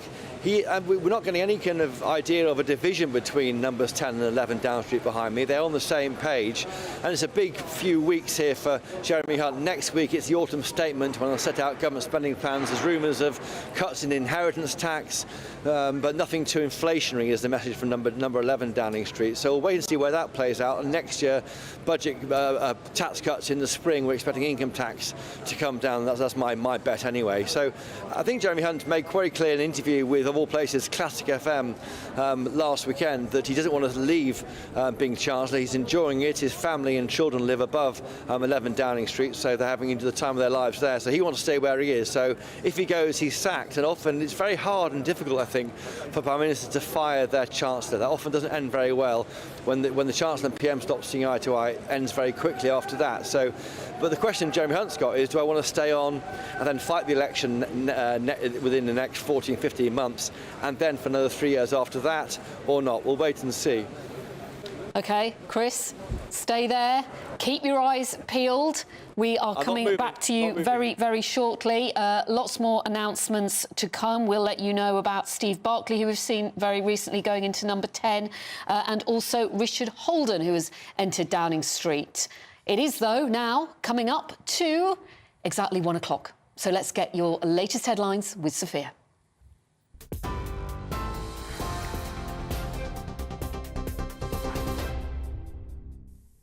Good afternoon, it's 1 o'clock. I'm Sophia Wensler in the GB newsroom. David Cameron is the new Foreign Secretary, marking a surprise return to government for the former Prime Minister. Leaving Downing Street earlier, he praised the Prime Minister's leadership, despite disagreeing with some decisions. He replaces James Cleverly, who becomes Home Secretary. That's after Suella Braverman was sacked by the Prime Minister earlier this morning, ending days of speculation. Theresa Coffey has confirmed she's stepping down as Environmental Secretary. She was seen entering number 10 earlier, shortly before Health Secretary Steve Barclay. The incoming Home Secretary says he'll work to protect the British people. As the Home Secretary, I'm absolutely committed to stopping the boats, as we promised, but also making sure that everybody in the UK feels safe and secure going about their daily business, knowing that the government is here to protect them. So it's a fantastic job and it's a real privilege to serve. As that reshuffle continues, the government is also working on strengthening police powers in the wake of the weekend's protests. Reports suggest the Prime Minister is looking to tighten laws to make it easier to ban marches and prosecute those glorifying terrorism. He's planning to meet Met Police Commissioner Sir Mark Rowley in the coming days. Police say 7 men have been charged with offences including assault on an emergency worker, criminal damage and possession of an offensive weapon. Officers made a total of 145 arrests on Saturday. Armed Forces Minister James Heappey expressed his concern over intolerance in society. Our Armistice Day weekend, Remembrance Sunday weekend, has been so politicised and so marred in violence. And I do think that that is something that should be a concern to us all. Our society has become rather intolerant of differing views. A British Muslim convert suspected of being a member of the Islamic State terrorist group has been sentenced to 8 years in prison. 39-year-old Ain Leslie Davis was deported from Turkey last August after serving a 7.5-year sentence. He was a member of a group dubbed the Beatles, which was part of the ISIS terror group. Last month, he admitted to being in possession of a firearm and funding terrorism. 5 people have died and 1 person is unaccounted for following a fire at a house in West London. Emergency services were called to the blaze in Channel Close, Hounslow, last night. The London Fire Brigade say 5 people were pronounced dead at the scene, with 3 believed to be children, while 1 person left the property and was taken to hospital. The cause of the fire is being investigated. Just Stop Oil protesters have again blocked a major road in North London. A group of around 100 supporters marched this morning on Hendon Way, including the Brent Cross flyover. The group claims the Metropolitan Police had blocked the flyover, preventing protesters from clearing the road. The force responded by saying all the activists have been arrested as they showed no intention of leaving the road. Just Stop Oil is staging ongoing protests in a bid to stop the government granting new fossil fuel licences. The World Health Organization says Gaza's main hospital is no longer functioning, and amid ongoing battles between Israeli forces and Hamas.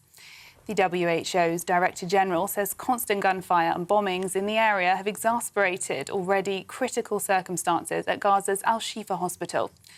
The medical complex has been damaged by Israeli airstrikes, according to Gaza-based health ministry. Israel says Hamas is using hospitals to cover for a command centre, which the terrorist group denies. A critically ill baby girl who has been at the centre of a legal battle has died after specialists withdrew her life support treatment. 8-month-old Indy Gregory died in a hospice on Monday morning with her parents, who had wanted specialists to keep treating her. The couple had fought to overturn multiple court rulings, but they were not successful. The parents say they're heartbroken and ashamed. Royal Mail has been fined £5.6 million for missing targets covering both first and second class deliveries. Royal Mail's reported performance results over the last financial year showed that it had only delivered around 73% of first class mail on time. Under the regulator's rules, Royal Mail is required to deliver 93% of first class mail within 1 working day and 98.5% of second class post within 3 working days. A woman has been taken to hospital after being hit by flying debris as Storm Debbie batters the UK. We're looking at another stormy week with parts of the UK braced for gale force winds and heavy rain. The storm will reach northern England and parts of North Wales soon, with gusts of up to 80 miles per hour possible along coastal areas. The storm developed off the Irish coast, where a red weather warning remains in place. This is GB News across the UK, on TV, in your car, on your digital radio and on your smart speaker by saying play GB News. Now it's back to Pip and Emily.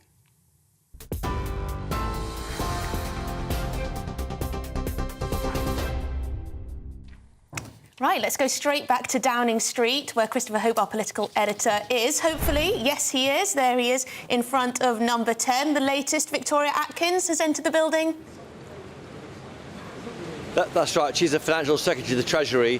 She's walked in behind me, so that means, I imagine, a promotion for her. She was smiling away when I was asking her what her plans were for the government. Could this reshuffle reboot well, rather, the government's failing somewhat in the polls to spark imagination amongst the electorate? So as things stand, state of play, 1 o'clock, we've got Richard Holden, who's a junior transport minister. We've got Vicky Atkins, who's a junior treasury minister. Both walk through the front door in 10 Downing Street. Now, this place is like a sieve. There's all sorts of ways into it. There's not just the front door. You can go in through the Cabinet Office, through number 9 Downing Street, the back door. The reason why you go through the front door is because you want to be seen. So that's what's happening here. So these 2 people, we assume, are being promoted to the Cabinet. We don't know yet. We'll wait and see. Keep watching GB News. That's the assumption at the moment.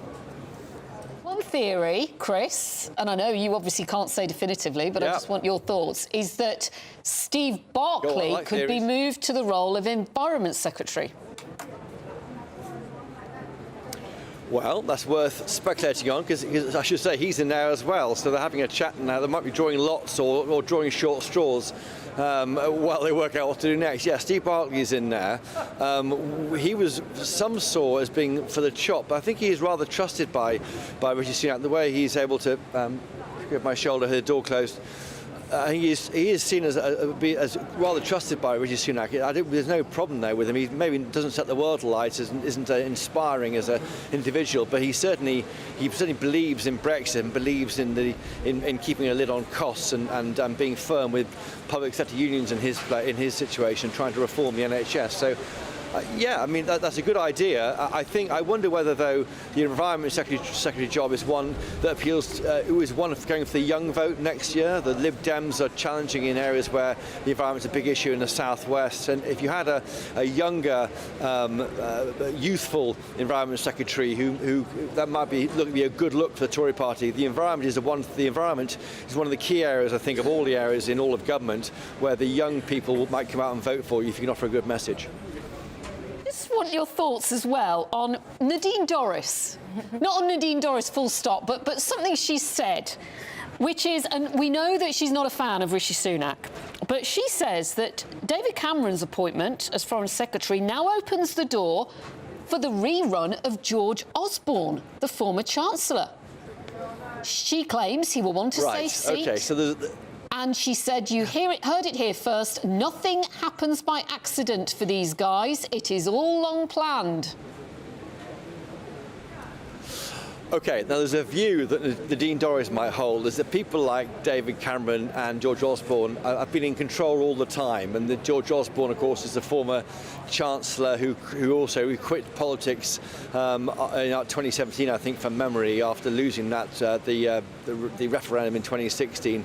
He is certainly someone who was talking to government behind the scenes. We saw, didn't we, in those WhatsApp disclosures by the Telegraph of Matt Hancock's WhatsApps, when Hancock was talking to his old boss George Osborne, and Osborne was behaving as those kind of, I can't really help you here, Matt, and it's up to you now. And so there's no question that people like Matt Hancock were talking behind the scenes to George Osborne. And I think that, you can say that Mr. Osborne has links into the Treasury. Former Chancellors are always relied on by current Chancellors.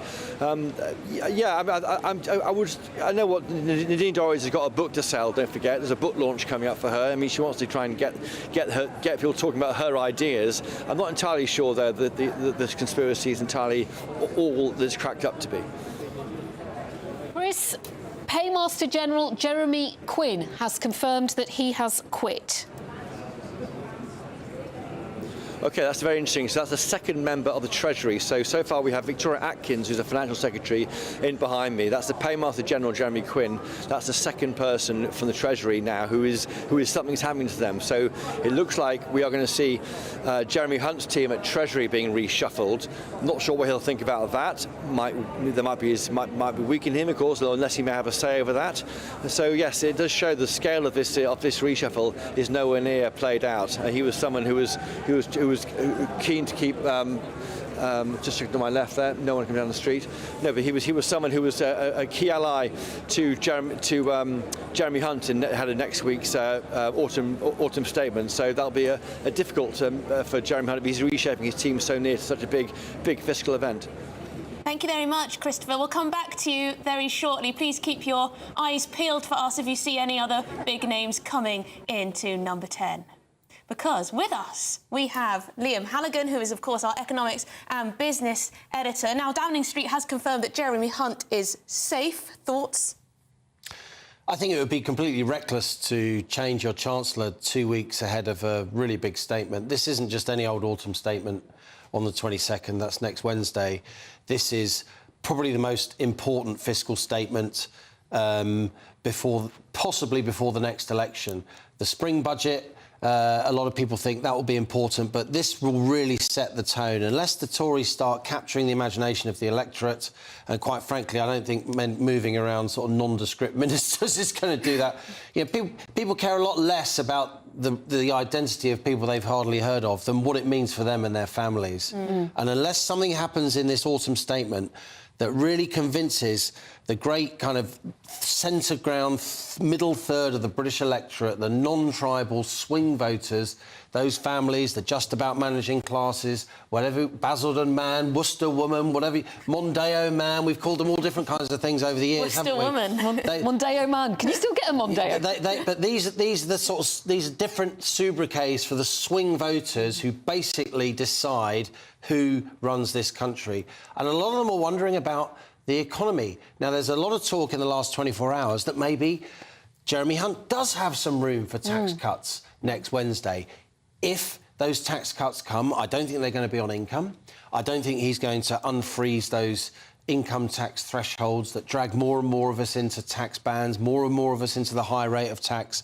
I think if he does do tax cuts, I think it will be for businesses. I think there'll be something called full expensing, whereby businesses are allowed to offset their investment against their tax bill. Now, that's fine if you're a big business and you've got cash to spend. But, you know, all the small and medium-sized enterprises, those mom-and-pop businesses who pull their communities together, who employ 2/3 of the workforce, who generate half of all GDP, they haven't got loads of money floating around that they can use to invest to then benefit from, you know, this tax offset, this full expensing. People want stuff they can touch and feel and they can understand. Young families want help with their mortgages after 14 interest rate rises. People want to spend, you know, have less of their money taken away from us. He must know this. He must know he's got to come out with some nuggets in this autumn statement. And there's huge pressure on him, and I think Chris is exactly right. He's the Chancellor, who's never the most kind of Machiavellian politician. He's much more of a technocrat, but it strikes me he's clearly having his team ripped out from underneath him. Victoria Atkins, his Financial Secretary. Liam, I'm sorry to interrupt you, but we've got to go back to number 10 as Lord Trott has arrived, I believe. Christopher, are you there? Laura Trott.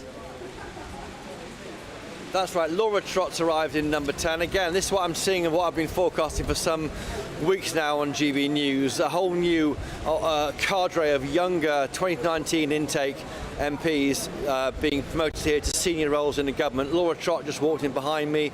Richard Holden, of course, is already in there. Victoria Atkins has gone in. She's a Financial Secretary of the Treasury. Steve Barclay, not sure what he's doing. He may be moving sideways or out of the government. But we are seeing here, as with younger MPs, 2019 intake MPs being given big jobs in government. That's part of the attempt by Mr Sunak to reinvent his government as a younger, proactive, forward-facing, long-term future planning administration, and trying to almost present the Labour Party as being a bit tired in comparison. I go back to what I always say about the Tory Party: it reinvents itself every 3 or 4 years, like a snake sheds its skin. That's what's happening right now. They're facing a big challenge, possible terminal challenge here from the Labour Party. They're trying to win the election with new people. Above all that sits David Cameron, former Prime Minister, nearly 60, someone with a bit more miles left in the tank in terms of public service. So you've got this old and young picture here being presented here by Rishi Sunak. They're walking through the front door because they're going to be promoted. Therese Coffey, of course, was sacked for when she did the same thing, but I think that was on her own terms. But I wonder what was happening to Steve Barclay. But we are seeing these younger MPs walking through the front door. That's an attempt here by Rishi Sunak to bring people into government of his own age, his friends, his allies. But don't forget, it will create enemies on the backbenches, and no one from the right has gone in so far. That's a worry long term for the Prime Minister. We're calling it a reshuffle, Chris. It's starting to look like a massive overhaul. Well, it's one which the PM has a right to do. All PMs have a right to reshuffle, and he really did inherit a team assembled by Liz Truss and Boris Johnson. Almost when all the cards fell, they got those jobs they got after that chaos last year. Since then, the government's been trying to show the bond markets, the wider global community, that Britain is not a complete basket case and can run an operation here. And now's the chance here for Rishi Sunak to shape his own team. I mean, I would argue it could have happened in September when nothing was happening, when there wasn't a kind of an autumn statement. The following week, a big news out from the Supreme Court on Rwanda this week. I mean, he could do it at a different time, allow more time to read into these big jobs, but he's gone for it, and it is showing a degree of grip. He has properly going for a big change here. There's no tinkering around the edges as we saw in September. A proper shake-up is in the offing. OK, Chris, we will come straight back to you. Thank you for now. Liam, you're still in the studio. How do you think the markets are going to respond to this? I think the markets will be reassured that Jeremy Hunt is still in place. They'll be looking closely at the more junior ministers. Will John Glenn, Chief Secretary to the Treasury. You know, Chief Secretary of the Treasury is absolutely the point person when it comes to these big statements. So it would be strange if he goes, but clearly some of the junior Treasury ministers are going. I just want to say that over the next 24, 48 hours, there's going to be two really important bits of economic data, which are going to either cement this reshuffle and make it look strong and solid, or if the numbers are bad, it's going to make the reshuffle look like a panic measure, and people will say that the Prime Minister knew these numbers were coming. Tomorrow we get wage data. Will wages be going up on average by sort of 7-8% as they have been in previous months compared to the same month the previous year? Or will wage inflation now start to come down slightly as inflation itself comes down? And then on Wednesday, we have that inflation number. The October inflation number is going to be hugely important because it will basically determine whether or not we can say pretty much for sure if the Bank of England stopped raising interest rates or not. Inflation is currently 6.7%. A lot of people, I predicted in my column this weekend, it's going to start with a 5 and maybe even start with a 4. Why is it going to come down so sharply? Because the brand new Ofgem energy price cap was put in place at the beginning of October. That's dragged down inflation. And for all these reasons, as wage growth slows a little bit, energy prices come down a bit compared to this time last year, we think that inflation is going to be 4 point something or certainly 5 point something. If that is the case, then suddenly Rishi Sunak can say, I've got all these bright young people come in, I've got David Cameron's back, compare him to David Lammy, and guess what? I've just hit my inflation target 3 months early, and then they can try and change their narrative. I wonder, I mean, ministers don't always have prior notice of where macroeconomic numbers are going to be. But if he does this and then he gets some good inflation data on Wednesday, some decent wage numbers on Tuesday, it's going to feel like a relaunch. I hope Rishi Sunak does keep some experienced people in Cabinet as well. For all these bright young sparks, probably good to have some people who have some years behind them. I think that's partly why David Cameron's there as the greybeard, isn't he? Yeah, mixture of young and old, experienced and inexperienced, perhaps, is what we're going to be seeing. Liam, thank you for the moment. Let's go straight to our Home and Security editor, Mark White, now, who is outside the Home Office. And inside, Mark, is the new Home Secretary, James Cleverly, who's got quite a lot to do. Yeah, that's an understatement. An awful lot in his inbox. I'm not sure how happy he is to be here. It is, of course, one of the great offices of state, but he was clearly very happy despite just how complex things are on the world stage at the moment. He was clearly very happy, as Foreign Secretary had said recently, how he did not want to be removed from that role. Well, here he is now at the Home Office and dealing with issues that, as far as the electorate are concerned, are probably seen as far more important than the issues internationally, particularly issues around immigration. And we know that the government is awaiting that decision on Wednesday, that decision from the Supreme Court on whether Rwanda will be declared lawful or not. And if it goes against the government, well, it's back to the drawing board, really, because there is no other plan B that we're aware of. This was the big plan in terms of acting as a deterrent to these people smugglers that would give them give those trying to cross the channel illegally the prospect of actually being sent to Rwanda rather than being allowed to settle here in the UK. The government was convinced that that would be deterrent enough to help reduce the numbers who want to make that crossing. I have to say, with regard to the numbers crossing the channel anyway this year, it is down 30% at 27,000 or so who've crossed so far since the 1st of January. And that may be down to the weather conditions more than anything else, but regardless, the government will take that win. You know, that is 30% down on the numbers that at least Rishi Sunak will be able to continue arguing in the way he has says that government policies have been having an impact on the trade in human lives across the English Channel.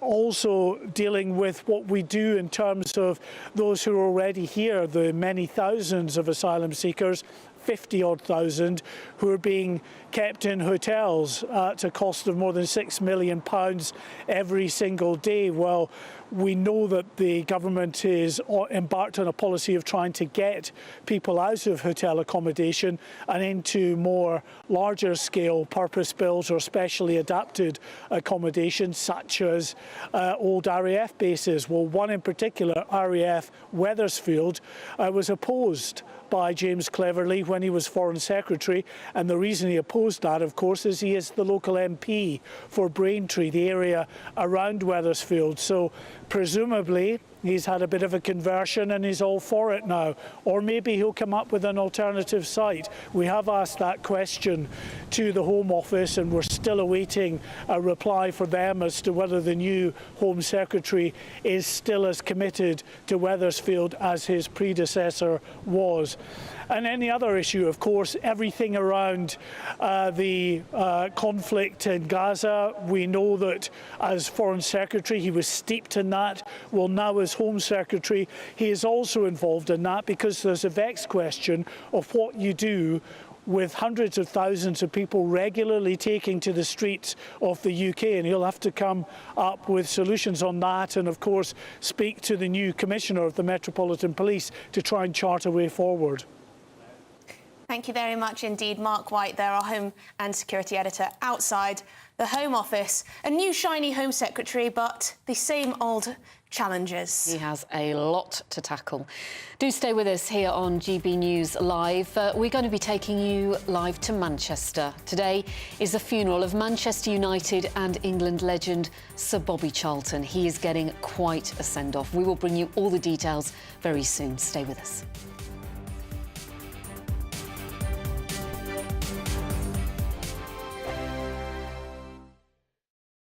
I think the most exciting bit for me is talking to people. People who I think are ignored often by the major news channels.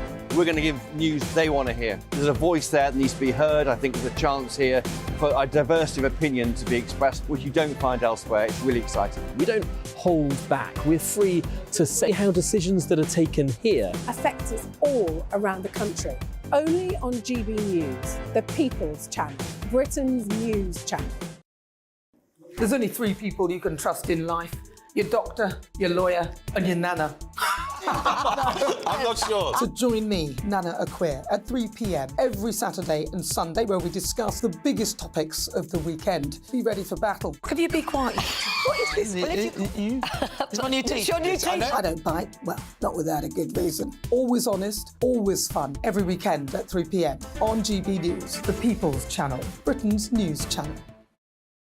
So Jubes and Kerr, we tackle the issues of the day with real, robust debate, both sides of the fence, battling it out with me in the middle with my forthright opinions and views. And often really interesting things happen because you start with a position and then by the end of the debate you find actually, well, I might not have thought about that one. What we need in this country is two new political parties. You should maybe think about doing a 2024 calendar. I'm Michelle Dewberry and I'm keeping you company right through until 7 o'clock this evening. GB News, the People's Channel, Britain's watching. Join us every night on GB News at 11 p.m. for Headliners, which is 3 top comedians going through the next day's news stories, which is exactly what you need, because when the establishment has gone crazy, you need some craziness to make sense of it. Headliners. You don't have to bother reading the newspaper. We've got it covered for you. Every night at 11 p.m. and repeated every morning at 5 a.m. We won't send you to sleep like some of the other paper review shows out there. So join us 11 p.m. every night on GB News. The People's Channel, Britain's news channel. GB News, unlike other broadcasters, isn't obsessed with the London-Westminster bubble. We think there's a nation beyond the M25, and that's why we talk about the issues that matter across the land. Join me on State of the Nation, 8 to 9 o'clock, Monday to Thursday, on GB News. Daisy's listening, and you should too. every Sunday from 11. Join Michael Portillo. There will be topical discussion, looking at the week before and the week to come. So kick back and relax at 11 a.m. on Sundays on GB News with me, Michael Portillo. GB News, the People's Channel, Britain's news channel. I'm Andrew Doyle. Join me at 7 o'clock every Sunday night for Free Speech Nation, the show where I tackle the week's biggest stories in politics and current affairs with the help of my 2 comedian panellists and a variety of special guests. Free Speech Nation, Sunday nights from 7 on GB News, the People's Channel, Britain's news channel. Nightmare commute? Kick it up a gear with me, Patrick Christie's, at Drive Time, 3 till 6 p.m, Monday to Friday on GB News Radio. You can listen online and on DAB+, on the smart speaker app, and on the GB News app. And if you've got an Alexa, all you have to say is, Alexa, play GB News. We're also on TuneIn and the Radio Player apps. From the school run to rush hour, get revved up with me, Patrick Christie's, on GB News and GB News Radio.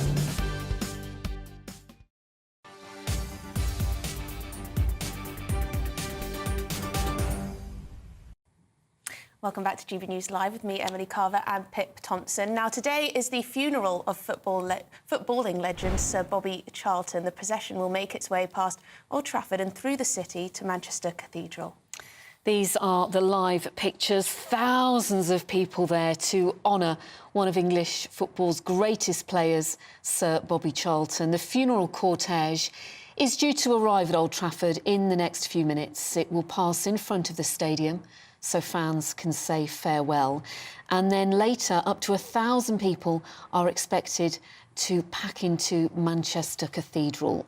Those who have already arrived to pay their respects is ex-Man U forward Andy Cole and Sir Alex Ferguson. He's been spotted amongst the mourners arriving at the cathedral. Sir Bobby Charlton died last month. He fell over at his nursing home where he lived.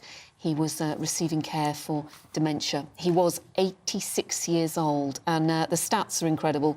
He made 758 appearances for Man U, scoring 249 goals, and he won 3 league titles, the FA Cup and the European Cup. So many people in Manchester today to pay their respects to Man U and England legend Sir Bobby Charlton. It's hard to overstate how much of a legend he is, Sir Bobby Charlton. My family are Manchester United fans. I've been up to Old Trafford 1 or 2 times to see the team play. And Sir Bobby, he is an absolute icon. And just to see those crowds waiting for him, as you say, thousands will be there to pay their respects and also to celebrate his life and his fantastic career. You say 758 appearances for Manchester United. Not too shabby, wow. Is it? No, not too shabby. Not too shabby at all. And everybody who speaks about him says what an absolute gentleman he was. So well loved, so respected. And we do have our reporter, Sophie Reaper, there. Sophie, you are on the ground. Tell us what the atmosphere is like at the moment.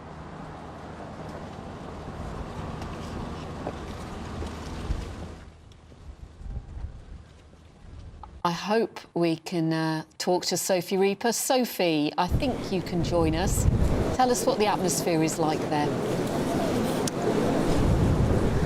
Well, the mood is a very sombre one here in Manchester today. People have been gathering all throughout the morning and now into the afternoon, ready for that funeral procession to pass past Old Trafford, of course, the home of Sir Bobby's beloved Manchester United. If we can just see here some of the crowds that have gathered here. You can see just over there the Sir Bobby Charlton stand, of course, commemorating the legend who played for United for the majority of his professional career. And I think we can just pan a little bit over to the right where we can see the crowds have gathered in huge, extraordinary numbers. There's also, of course, just over to the right there of that shot, you can potentially see the statue that is Sir Bobby alongside other United legends, Dennis Law and George Best. They are very well known as the 3 potentially most famous and most loved Manchester United players of all time. We're just a few moments away now from that funeral procession arriving here at Old Trafford. As you were saying, we know that it will move on from here through the streets of Manchester, where I'm sure other Manchester United fans will be gathered to pay their respects and to celebrate the life of Sir Bobby. It will make its way through the streets to Manchester Cathedral for that funeral service, expected to be attended, of course, by legends of the club and of Sir Bobby's family. We'll hear eulogies from several people there. Of course, you were saying huge names have already arrived there to pay their respects. Now, that funeral is not going to be broadcast live. It'll be a private service. But fans of Sir Bobby, of course, Manchester United legend, but also a huge legend for England. He was, of course, part of that 1966 team that won the World Cup here in England. He also won the Ballon d'Or that year. So he's not just a legend to Manchester United fans, although of course he is hugely loved by all fans of that club. He's also hugely loved in English football, an icon, a legend. We've been speaking to people here today who have been telling us that they will never forget Bobby, that he will always be remembered here by Manchester United fans. They've made a special memorial to him on front of the stadium there, which you can perhaps see Sir Bobby Charlton, 1937 to 2023, forever loved. And I think those two words really capture it. I think we can perhaps now see the procession. We're hearing some of the fans starting to clap to pay their respects to Sir Bobby Charlton. We can see there the procession approaching, of course, nice and slowly, respectfully, in order to respect this legend of football. The mood is quiet, it's respectful. People lining the streets who have come to see this and make their final farewell to Sir Bobby Charlton. Slow claps to really just mark this occasion. You see a fan there thrown a United shirt onto the front of the hearse, the ultimate sign of respect there. We can see there the coffin with flowers on top, people as it approaches clapping away.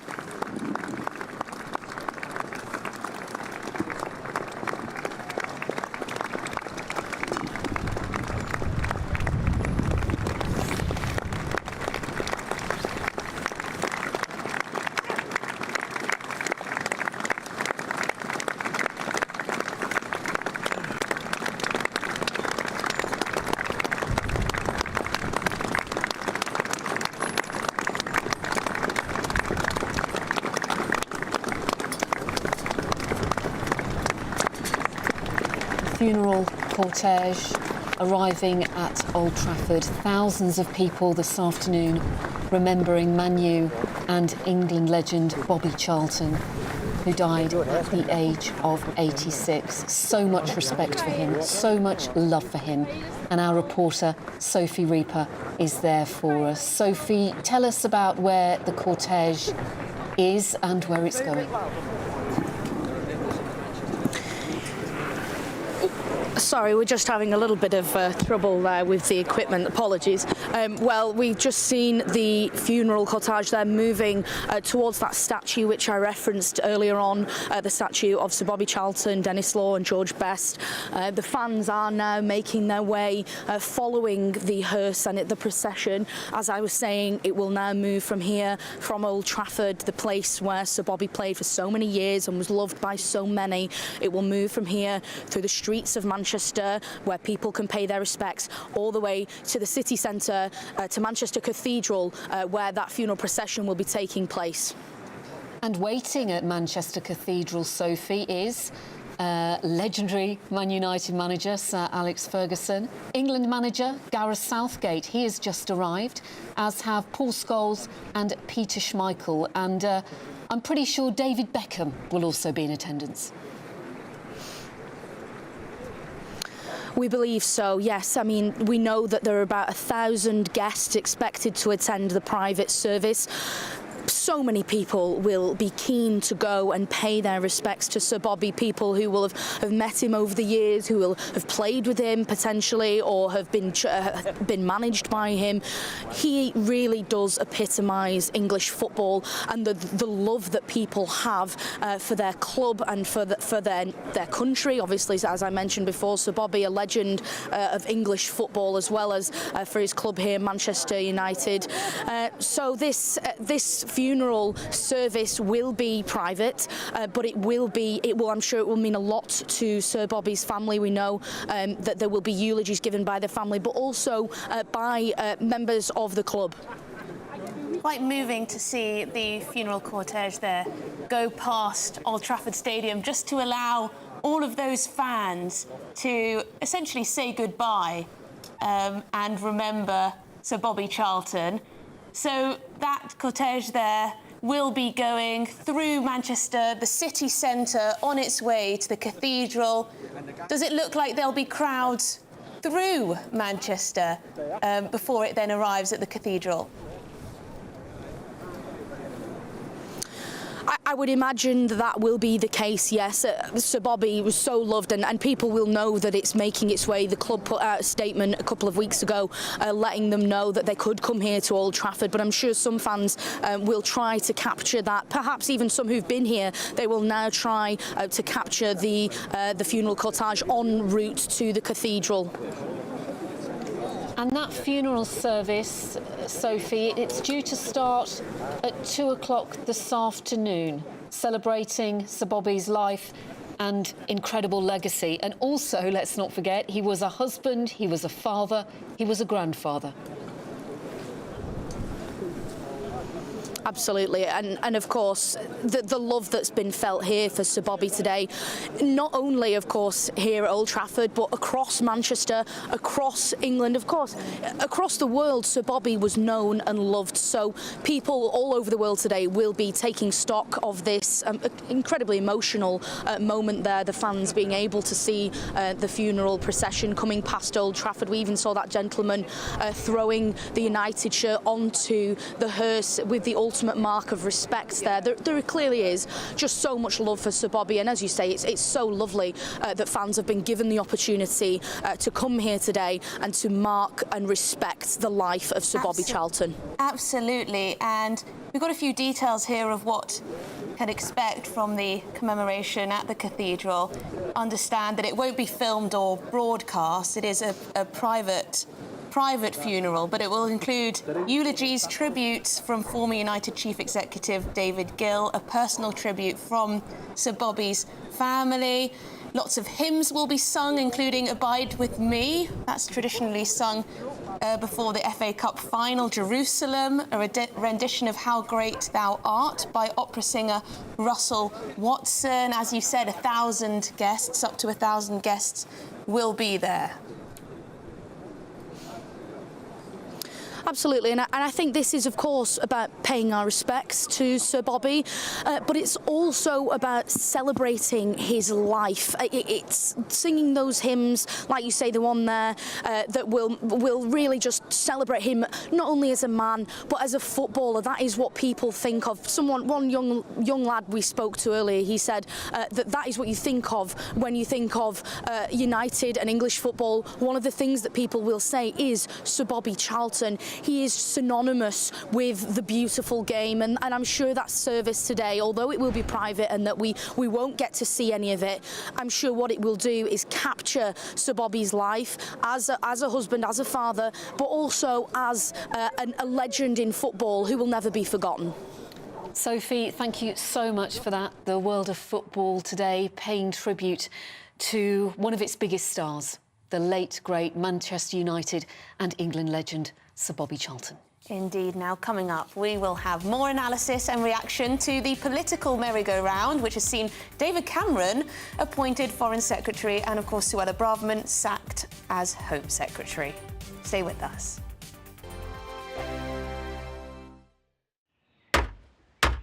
Who is it? We're here for the show. Welcome to the Dinosaur Hour with me, John Cleese. I was married to a therapist. And you survived? I thought we were getting Hugh Laurie. Second best. You interviewed Saddam Hussein. What's that like? I was terrified. I'm playing strip poker with these three. Ah! No, thank you. My CDs need to be put in alphabetical order. Are you going to be problematic again? The Dinosaur Hour. Sundays at 9 on GB News. What you get for breakfast is something that, if we do our jobs right, you will wake up to news that you didn't know the night before. It's a conversation. It's not just me and Eamon. We want to get to know you, and we want you to get to know us. From 6, it's Breakfast with Eamon and Isabel. Monday to Thursdays on GB News. Britain's news channel. People in Britain, they love free speech, but they also love fair play. I don't care if I'm speaking somebody from a trade union, from the Labour Party, somebody from the SNP. And I think the viewers like to see that actually we can challenge one another, but in a positive way. We think we ask the questions that people want to ask, and often we ask the questions that we wanted to ask in Parliament but never got the chance to ask. So join us every Saturday, 10 a.m. till noon on GB News, Britain's news channel. Nightmare commute. Kick it up a gear with me, Patrick Christie's, at drive time, 3 till 6 p.m, Monday to Friday on GB News Radio. You can listen online and on DAB+, on the smart speaker app and on the GB News app. And if you've got an Alexa, all you have to say is, Alexa, play GB News. We're also on TuneIn and the Radio Player apps. From the school run to rush hour, get revved up with me, Patrick Christie's, on GB News and GB News Radio. Tired of the usual focus-tested, pre-prepared Westminster runaround? Well, so am I. So you want higher taxes? Is your department to blame for this? Are you rethinking this policy? Every Sunday at 9:30, I'll be sitting down with those in power to get the truth about the issues affecting you. Let's be honest, we've known about the cost pressures of this project for years, not months. That's the Camilla Tominey Show, a politics show with personality. On GB News, the People's Channel, Britain's news channel. In the GB Newsroom, we bring you the news as it happens. With our team of dedicated journalists across the UK, we're ready to give you accurate reporting every day. When the news breaks, we'll be there with bulletins on GB News, the People's Channel, Britain's news channel. When the news happens, it happens here. And really important breaking news. Breaking news this morning. On TV, radio and online, the news starts here on Britain's Newsroom. All the biggest stories and the answers that you need from across the UK and beyond. Join Britain's Newsroom from 9:30 on GB News. The People's Channel, Britain's news channel. GB News, unlike other broadcasters, isn't obsessed with the London-Westminster bubble. We think there's a nation beyond the M25, and that's why we talk about the issues that matter across the land. Join me on State of the Nation, 8 to 9 o'clock, Monday to Thursday, on GB News. Daisy's listening, and you should too.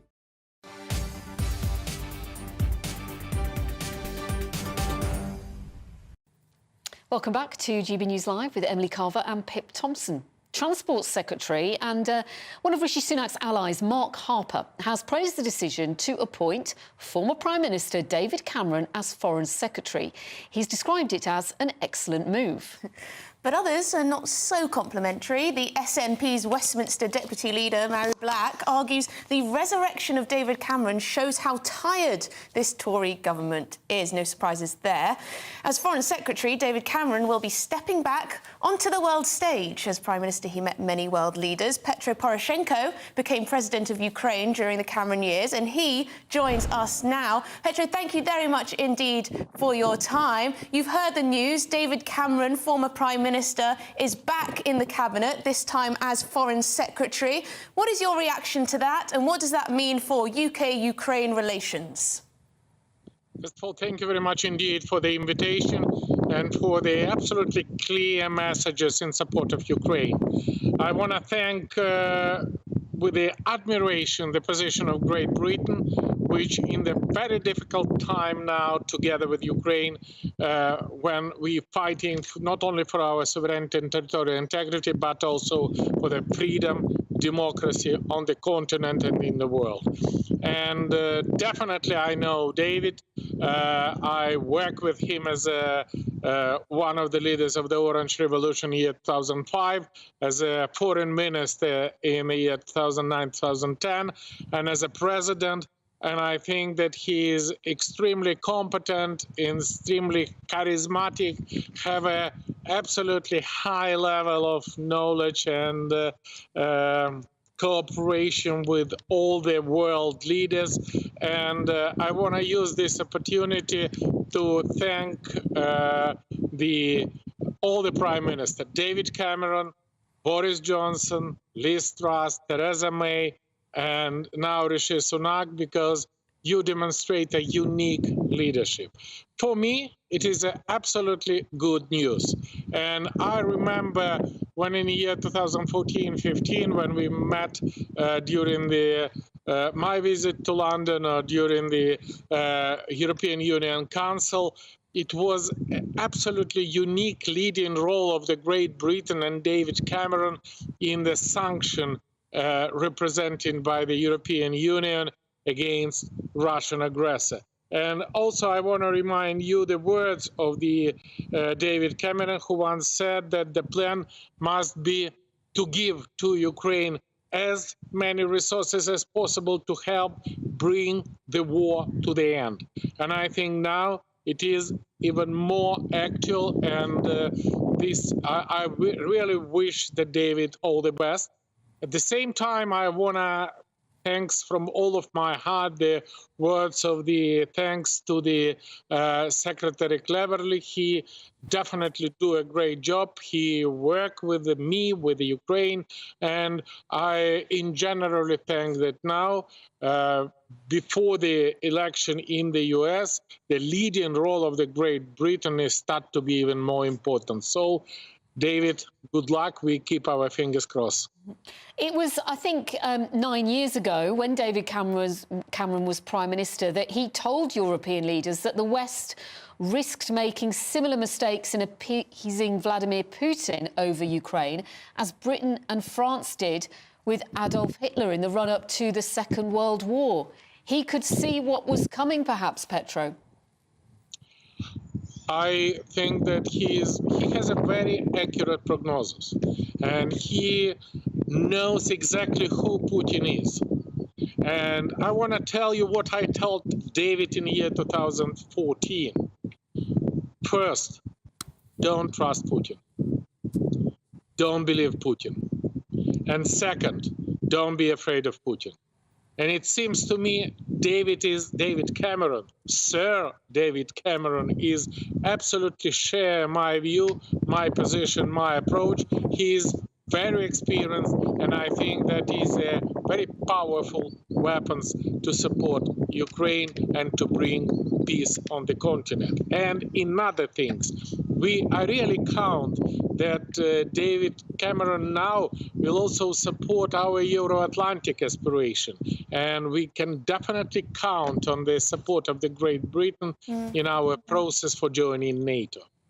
Petro, how concerned are you and President Volodymyr Zelensky about the conflict in the Middle East taking energy and eyeballs off what's going on in Ukraine? You must be concerned that so much attention on the conflict with Israel and Hamas is drawing some of that attention, potentially military capabilities, away from Ukraine. What are your thoughts?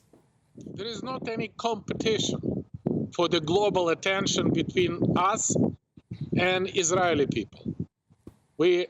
It's simply, by the way, not possible to compare 2,000 kilometers of the front line with Russia, with the second biggest nuclear power in the world, and the terroristic attack of the Gaza Strip, which has only 40 kilometers.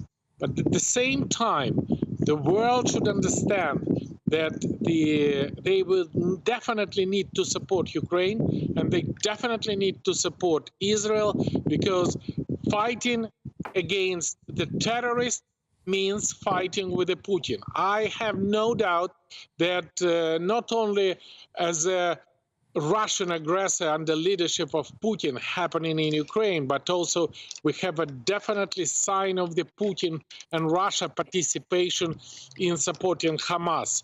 I personally confident that the tactics of Hamas is definitely provided and delivered by trainers and instructors from the Wagner group from Russia, which was sent there by Putin because Putin wanna have a burning flame around the world, which help him to reach their purposes. And with this situation, I can say that Putin tried to weaponize everything.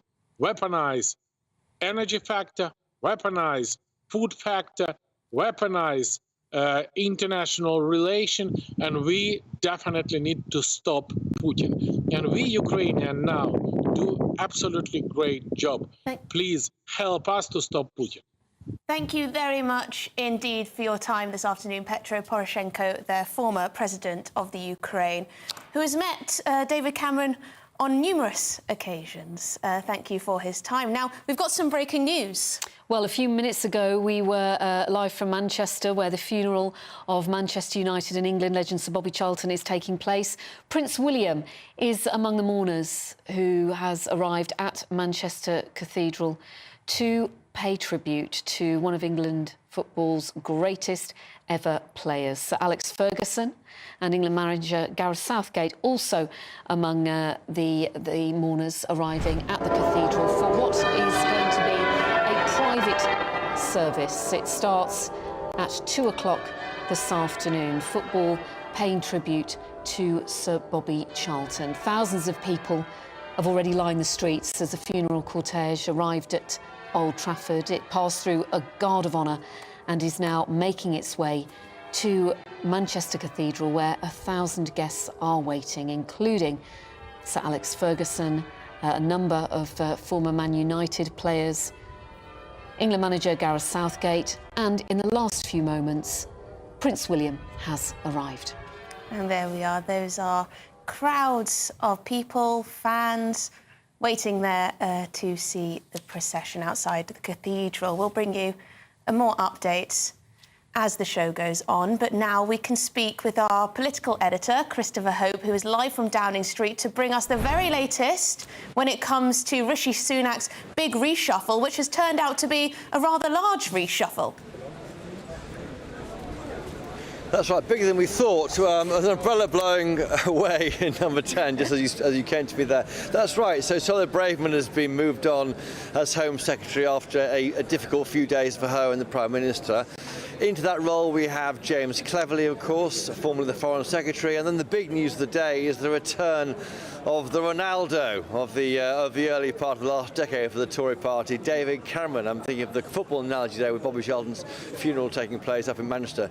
Certainly Cameron is back as Foreign Secretary. No one saw that one coming. It's been rumoured for a bit. There are already some grumblings from MPs telling me they're concerned that he can't answer any questions in Parliament, in the House of Commons, I should say, about foreign affairs. That may be an issue going forward that could become increasingly awkward for David Cameron, because he hasn't been elected by anybody into Parliament.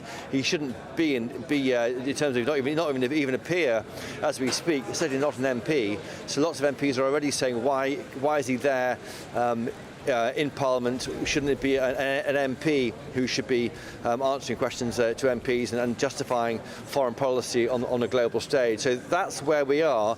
Behind me, behind the big black door here behind me in Downing Street, we know currently Laura Trott, Richard Holden and Victoria Atkins are in there, along with Steve Barclay, the Health Secretary. Those first three, I suspect, are tipped for high office, tipped for cabinet jobs, as the PM, Mr Sunak, reshapes his team with a younger-looking group of people to take on Sir Keir Starmer. Laura Trott and Richard Holden, of course, elected back in 2019, along with Claire Coutinho, who's currently the Net Zero Secretary. So more young faces, I think, to try and take on Labour at next year's likely general election, to show the Labour Party there's a youthfulness about the Tory party. This party is one which sheds its skin every 3 or 4 years like a snake, reshapes itself for whatever the voters want at that time. That's how they're so successful. That's how they hold power for so long. And I think this is the final attempt, a last throw of the dice by the PM, Rishi Sunak, given the state of polls. Somebody who is safe is Jeremy Hunt. That's the case, isn't it? We're not expecting him to be moved. I mean, it would be very odd, wouldn't it, ahead of the autumn statement next week? It'd be very odd. He's assumed to be safe, but nothing is guaranteed. Now, I've been trying to get to his team to find out if he is safe. Of course, he's putting the finishing touches to the autumn statement. He's giving out interviews about ONS figures on the economy late last week. We expect him to be safe, but we're not sure yet. It's a long day left to play out in Westminster. Lots more to talk about. We will bring you the latest here on GB News Live. Stay with us.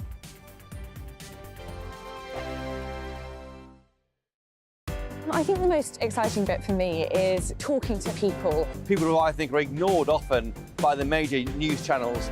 We're going to give news they want to hear. There's a voice there that needs to be heard. I think there's a chance here for a diversity of opinion to be expressed, which you don't find elsewhere. It's really exciting. We don't hold back. We're free to say how decisions that are taken here affect us all around the country. Only on GB News, the People's Channel, Britain's news channel. There's only 3 people you can trust in life. Your doctor, your lawyer, and your nana. I'm not sure. So join me, Nana Aquare, at 3 p.m. every Saturday and Sunday, where we discuss the biggest topics of the weekend. Be ready for battle. Could you be quiet? What is this? It's my new teeth. It's your new teeth. I don't bite. Well, not without a good reason. Always honest, always fun. Every weekend at 3 p.m. on GB News, the People's Channel, Britain's news channel. So Jubes and Kerr, we tackle the issues of the day with real, robust debate, both sides of the fence, battling it out with me in the middle with my forthright opinions and views. And often really interesting things happen because you start with a position and then by the end of the debate you find actually, well, I might not have thought about that one. What we need in this country is 2 new political parties. You should maybe think about doing a 2024 calendar. I'm Michelle Dewberry and I'm keeping you company right through until 7 o'clock this evening. GB News, the People's Channel, Britain's watching. Join us every night on GB News at 11 p.m. for Headliners, which is 3 top comedians going through the next day's news stories, which is exactly what you need, because when the establishment has gone crazy, you need some craziness to make sense of it. Headliners. You don't have to bother reading the newspaper. We've got it covered for you. Every night at 11 p.m. and repeated every morning at 5 a.m. We won't send you to sleep like some of the other paper review shows out there. So join us 11 p.m. every night on GB News. The People's Channel, Britain's news channel. GB News, unlike other broadcasters, isn't obsessed with the London-Westminster bubble. We think there's a nation beyond the M25, and that's why we talk about the issues that matter across the land. Join me on State of the Nation, 8 to 9 o'clock, Monday to Thursday, on GB News. Daisy's listening, and you should too. Every Sunday from 11, join Michael Portillo. There will be topical discussion, looking at the week before and the week to come. So kick back and relax at 11 a.m. on Sundays on GB News with me, Michael Portillo. GB News, the People's Channel, Britain's news channel. I'm Andrew Doyle. Join me at 7 o'clock every Sunday night for Free Speech Nation, the show where I tackle the week's biggest stories in politics and current affairs with the help of my 2 comedian panellists and a variety of special guests. Free Speech Nation, Sunday nights from 7 on GB News, the People's Channel, Britain's news channel. Nightmare commute. Kick it up a gear with me, Patrick Christie's, at drive time, 3 till 6 p.m, Monday to Friday on GB News Radio. You can listen online and on DAB+, on the smart speaker app and on the GB News app. And if you've got an Alexa, all you have to say is, Alexa, play GB News. We're also on TuneIn and the Radio Player apps. From the school run to rush hour, get revved up with me, Patrick Christie's, on GB News and GB News Radio.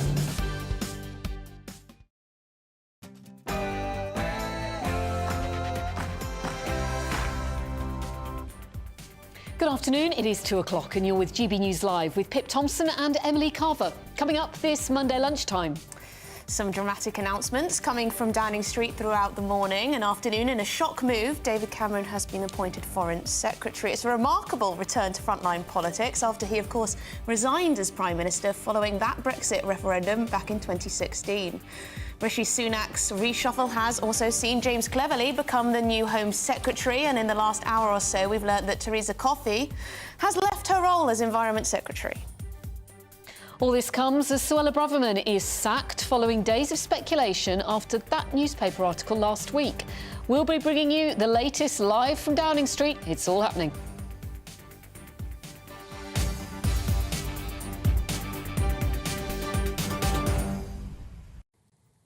And in other news, we are live in Manchester for the funeral of Manchester United and England legend Sir Bobby Charlton, who died last month at the age of 86. In the last few minutes, Prince William has arrived at Manchester Cathedral. As you can see on our screens, we are watching the procession end at the Manchester Cathedral there. The funeral cortege has passed by Old Trafford, Manchester United Stadium in Manchester, has passed through thousands of fans, adoring fans who have been waiting to pay their respects, and it has now arrived there at Manchester Cathedral.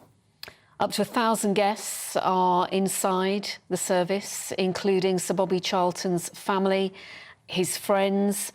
Prince William, who is president of the Football Association, arrived in the last few minutes. England manager Gareth Southgate is there as well. Sir Bobby died last month at the age of 86 after a fall at his nursing home. Yes, and as the funeral cortege proceeded through Manchester, there were many, many people waiting out there on this Monday afternoon to pay their respects. And our reporter earlier described it as a sombre mood, but the ceremony in the cathedral will be one of celebration as well, as they look back at what was a tremendous life and career Sir Bobby Charlton had. The coffin just emerging and will be taken into Manchester Cathedral for that ceremony, which will not be filmed or broadcast, but it will include eulogies and tributes from, we understand, former United Chief Executive David Gill, and a personal tribute from Sir Bobby Charlton's family. There we go.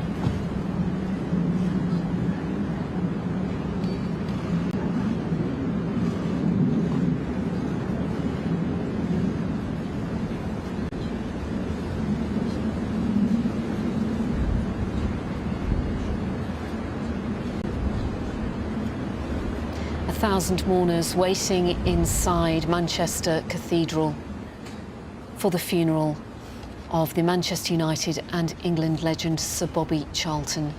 Thousands of people lining the streets of Manchester to remember and pay tribute.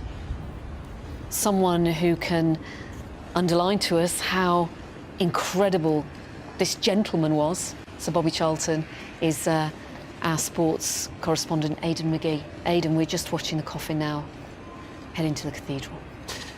Probably the greatest English footballer, given the fact that he won the European Cup and the World Cup. Very, very few. He may even be the only one who holds that distinction. 49 goals in 106 matches for Manchester United. There was not just the playing aspect. The management side of things didn't go very well for him. He tried to do his apprenticeship. He went down to Preston in the lower leagues. It didn't go well for him. Sometimes great players aren't cut out to be great managers. But he then earned more kind of credibility, if you like. I mean, not that he needed to do that, but he earned more kind of admiration for what he did as a coach. He was head of the Bobby Charlton Soccer School, which yielded David Beckham. And I'm not sure if David Beckham hadn't gone to Manchester that weekend and won that tournament, whether he would actually have become a footballer. Who knows? There's a lot of variables that go into making great players. David Beckham is named after Sir Bobby Charlton, absolutely, his middle name. Yeah, absolutely, he is. And so then there was the role he played as a director at Manchester United. People forget, Sir Alex Ferguson in his first 4 years at Manchester United suffered a dismal period. There's no way he would survive in the job now. And he's said many, many times, not just in the last few weeks, but also in books he wrote back in the 90s, he said what a great support and what a great friendship he had with Sir Bobby Charlton. In fact, they even went to scout Ryan Giggs. This is a great story, this. He took Bobby Charlton along for a second opinion, and there was about 150 players on show. and he said, "Look, I want you to look at this kid. His name's Ryan Wilson." So he brought Bobby Charlton along. Bobby Charlton didn't know who he was, and before Sir Alex Ferguson pointed out Ryan Giggs, Bobby Charlton said, "I can see who you mean," and that was pure evidence that he was a football man, and he could see exactly the greatness that became of Ryan Giggs without even being told what he was about or who he was. And this was a man who survived the Munich air disaster, which killed 8 of his fellow players. I mean, to come back from that, physically, emotionally, mentally... Incredible, in one word, Pip, you have to say. I mean, he says he wasn't the best player out of that group. He watched Duncan Edwards, his great friend, die on the runway during the Munich 58 disaster. In Munich, it was the plane skidded off the tarmac on the ice. And so to rebuild after that and to rebuild into what they became, and of course they rebuilt around Dennis Law, George Best, Bobby Charlton, the Holy Trinity, and that statue exists outside Old Trafford. We saw the cortege moving off there this morning as fans gathered around. Fans came from overseas as well. We saw treble winners from 1999, Paul Scholes, Peter Schmeichel. We saw individual club ambassadors who had no obvious connections to Sir Bobby Charlton. But Mark Noble went on behalf of West Ham United today. We've seen Prince William, as we've just established in the last few minutes, that he arrived as well.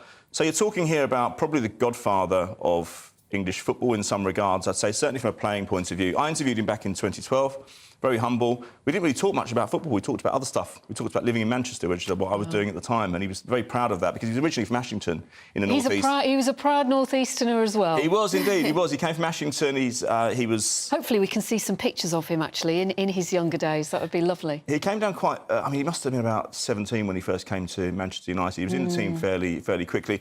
Just talking about his numbers as well. It hasn't really been mentioned that. Yes, OK, 49 goals in 106 appearances. That's magnificent at international level, winning the World Cup, etc. He backed it up with trophies. He was a midfielder, Pip. He wasn't even a striker. He was an advanced midfielder, but to score that many goals from a relatively withdrawn position on the football pitch, especially in an era when football tactics were geared towards making everything easy for the two front players, midfielders weren't expected to score goals. He came forward and he actually did that, not just for club, but also for country as well. So we're talking here about somebody who, yes, he left a legacy in terms of what he was as a man, but goodness me, in terms of what he achieved on the field, there will be few that can match that, certainly no English players. And Aidan, at this funeral present will be a number of very high-profile former players, managers, presumably current players too. Yeah, there was actually a guard of honour earlier on from the Manchester United under-18s. We saw it. And the under-21s as well, because he came through those ranks, and he also had an influence over, certainly a couple of decades ago, in the players that coming through. We mentioned David Beckham was there. I mean, Paul Scholes was there as well. He would have been coached by Bobby Charlton. He certainly would have had his counsel over a number of years, because Bobby Charlton, to those players back then, was somebody who'd been there, seen it and done it. There aren't many people around who've won the World Cup and the European Cup at any level in global football, let alone in England. So, yeah, somebody that the players would really look up to, and somebody that was instrumental in Alex Ferguson building that dynasty. Because don't forget, sometimes players who exist within that, in a directorship role, who've been part of a successful era a couple of decades or 3 decades earlier, they can actually be a barrier to success, because they're always there as a reminder of what the club once was. But instead, so Bobby Charlton enveloped the new era and said, look, you can be what our generation could be. In fact, you are going to be even winning the treble in '99 and 13 league titles in the Premier League. You surpassed what we did. And he was as much as part of the old generation as the new. I remember when Sir Bobby Moore died back in 1993, the Millwall chairman at the time, Reg Burr, said to me, I feel like I've lost the link to a better era. And that sometimes, I think, has resonance today. I didn't really understand at the time what he meant. Nowadays, I probably can. Now you understand. Well, thank you. Yes. Thank you for your reflections. No problem at all. And your thoughts today. The funeral of Sir Bobby Charlton, which is taking place at Manchester Cathedral this afternoon. Yes, but let's turn back to the dramatic turn of events in Westminster. Rishi Sunak has announced significant changes to his cabinet, bigger than we first thought. Yeah, Steve Barclay. Well, there's news now about him. He is the new Environment Secretary after Therese Coffey resigned. Christopher Hope is outside number 10. He's been watching all the comings and goings. So, not unexpected then, after we saw him walking in, Christopher. Yes, I mean, yes, he had been tipped to be moved on. I think that's because people don't really know him very well. I mean, I think internally in Whitehall, he's known as someone who gets things done and is trusted by Rishi Sunak. He's been moved, of course, from Health Secretary, which is a difficult one, to maybe an as difficult one, the Environment Secretary. He left behind me just a few moments ago and was driven off in his ministerial car. I shouted after him if it's time for a wild swim, Mr. Barclay, not least because one of his key things in his in-tray is try and sort out the sewage in the rivers. That's a big issue, certainly in the southwest of England, more than most areas where lots of people take part in active outdoor pursuits. And the issue there is driving Lib Dem votes against the Tory party. I think that's one area that the government wants to see a tougher grip on. But Theresa Coffey, of course, went through the black door behind me about 3 hours ago. That was, as I understand it, a stage managed attempt for her to be able to say farewell to her time as a minister. She was losing her job. There's been a very gracious exchange of letters between Prime Minister and Ms Coffey. I think that's her now departing the scene in terms of as a frontline minister here in Westminster, and a new guys are taking over. Steve Barclay then in as as Environment Secretary. So now we have the Health Secretary role as open. Not sure who's taken that yet. Behind me, in the building behind me, we have Laura Trott, Richard Holden, both elected in 2019, waiting for their top jobs in government, and Victoria Atkins, a former, or currently, I should say, a Financial Secretary of the Treasury. Those three individuals, I suspect, are back in the cabinet for the first time when they emerge from the door behind me, which will happen, I think, in the next few minutes. Will be the new Health Secretary, surely too inexperienced for that massive department.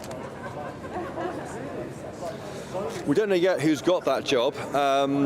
We don't know. It's pointless to speculate right now, but it's a job which has been a hard one for the Tory party to win over. Of course, they're bearing down on pay rises.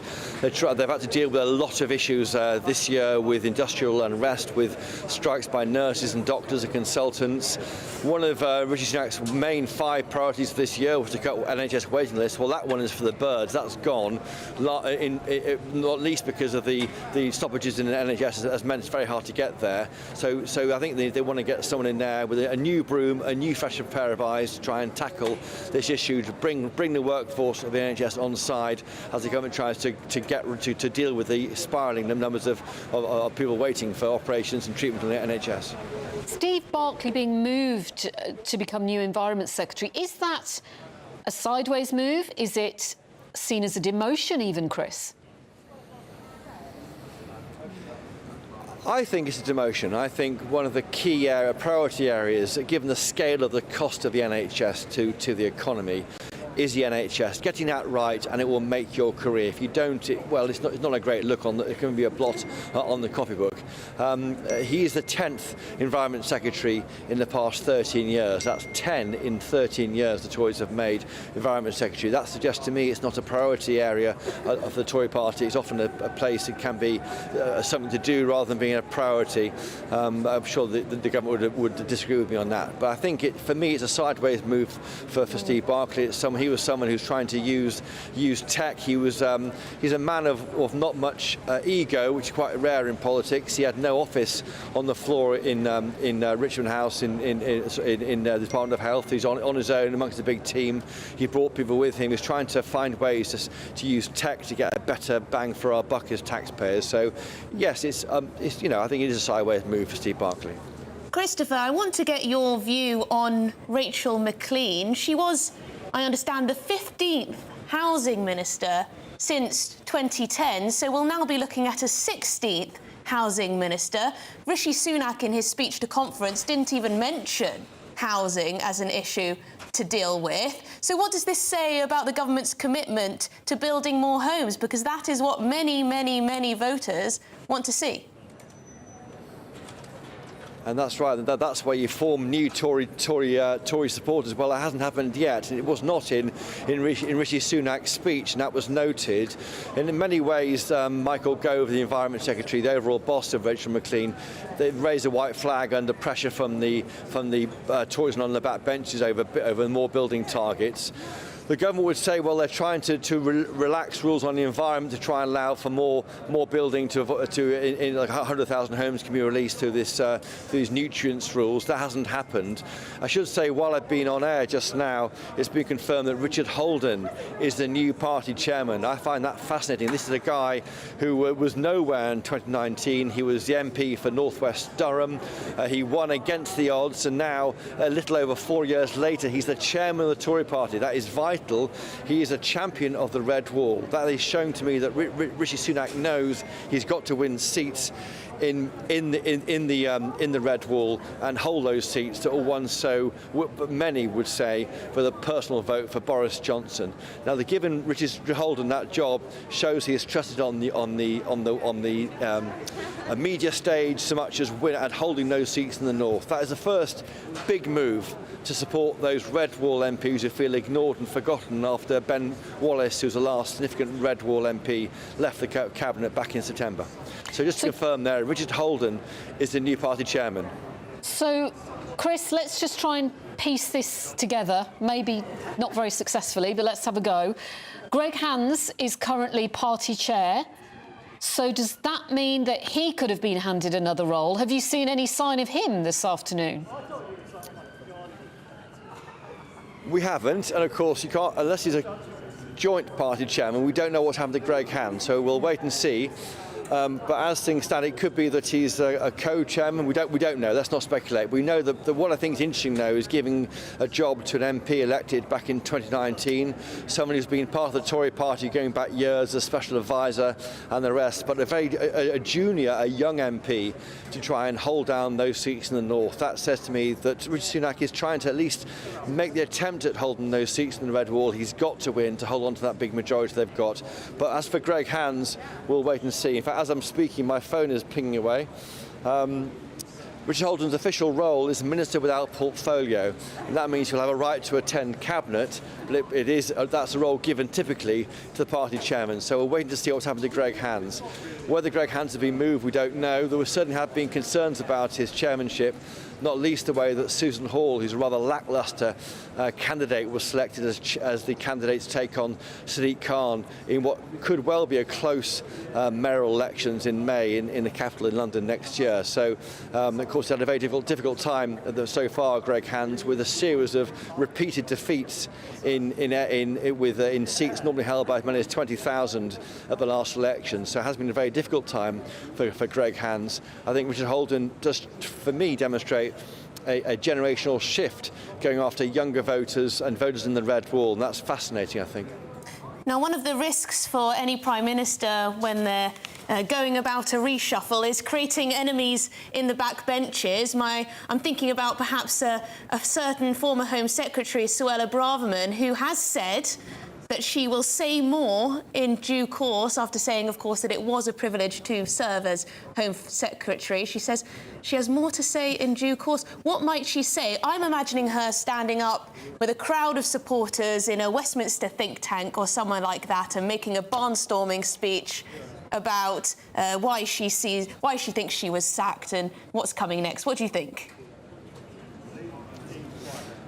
Well, I think before that speech happens at a think tank, she's got a chance to make a speech, a resignation speech, on the benches of the House of Commons, and that's historically where you've seen some epic speeches in the past. I can remember vividly Geoffrey Howe's speech when he attacked Margaret Thatcher, saying he felt like a cricketer who was going out to bat, but the captain had broken his bat on the way to the wicket. And I wonder whether we're going to see some moment from Suella Braverman. As things stand, the Speaker's office, as I understand it in the Commons, has not yet been notified about a resignation speech coming from Suella Braverman, but that must be in the offing, and if that happens, it will be a very, very difficult time for Rishi Sunak. As things stand, the right is feeling bruised. There was no one appointed yet from the right of the party to senior roles in government. Certainly the names who have gone through the front door behind me are not from the right. There's no one to replace Suella Braverman. Of course, when she took that job back in October last year, she agreed to support Rishi Sunak, and that almost gifted 30 or 40 votes to Mr. Sunak. Sunak, who at the time was trying to fight off Penny Mordaunt for leadership and possibly Boris Johnson. So I think the right want to see who is their person in the cabinet. So far, no one yet. We'll wait and see. But I think it's fascinating, I think, that we are going to see some interventions from Suella Braverman as she fights to be the darling of the right, which, of course, the membership of the Tory party, 150,000 or so, are of the right. Let's have a look at what's happening behind me now. Your party chair, Mr. Holden. Can you win back the red wall, sir? Can you win the red wall for the Tory party, Mr. Holden? He's shaking his head and smiling. Now, I do know him quite well, so he probably was laughing. I was shouting at him slightly, but that's Richard Holden there, the chairman of the Tory party. We'll wait to see what happens to Greg Hands, but as he's being driven away there in a party car. Did he look happy, Chris? He did look happy, and he's someone who does, you know, I mean, I think many would wish him all the best in that job. He's someone who fought a seat which he wasn't meant to win. I remember vividly interviewing Richard Holden a week after that landslide of the Tory party in December 2019. When he turned up about 6 weeks out from the election, he had no supporters. He told me he took out a rent on a cottage for a few weeks, lay there looking at the ceiling and thinking, I've got to find some Tory members and I can work out how to win this seat. And he did it really from the ground up. He met and talked to around 2,000 people, he reckons. He had a team of a handful of supporters in North West Durham. That was a seat which the Tory party had no chance of winning at all. And it was really almost taken for granted by the Labour Party. And against the odds, he held that seat and won that seat in North West Durham. He knows all about lost causes, I think, Richard Holden. And if anyone could do that for the Tory party, it's a lost cause at the moment. So I think, on a personal level, I'm pleased for him. It's a vindication of his attempts at being a Tory MP back in 2019. But whether he can turn the party's fortunes around is a different question. Well, perhaps you can ask him in private and report back to us later in the day. We shall see. Yes. It's quite interesting. I'm just reading some of the reaction to the reshuffle. Thank you very much, Christopher. Christopher Hope there outside number 10. He'll keep us up to date. Lord Heseltine has given his view. He says the Tory right-wing lurch has been put to bed by this reshuffle. So there you go. Is this an ousting? Put to bed for a little nap, or put to bed? Ousting of the right-wingers, not least Suella Braverman, of course, and bringing in David Cameron, of course, a staunch Remainer. I'm interested to hear what people at home think about all this. Lots of reshuffling going on. Rishi Sunak says he's all about change. Is he doing it for you with this announcement, this reshuffle today? Or, as Liam Halligan was alluding to earlier, what is more important, perhaps, is what will be in Jeremy Hunt's autumn statement next week. Jeremy Hunt, we understand, is remaining as Chancellor, at least for now. Yes, a few tweaks here and there. Unlikely to cut it during these times, but after the break we'll be live outside the Home Office with our Home and Security Editor Mark White. Don't go anywhere.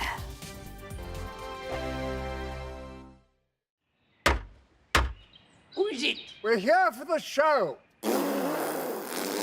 Welcome to the Dinosaur Hour with me, John Cleese. I was married to a therapist. And you survived? I thought we were getting Hugh Laurie. Second best. You interviewed Saddam Hussein. What's that like? I was terrified. I'm playing strip poker with these three. Oh! No, thank you. My CDs need to be put in alphabetical order. Are you going to be problematic again? The Dinosaur Hour. Sundays at 9 on GB News.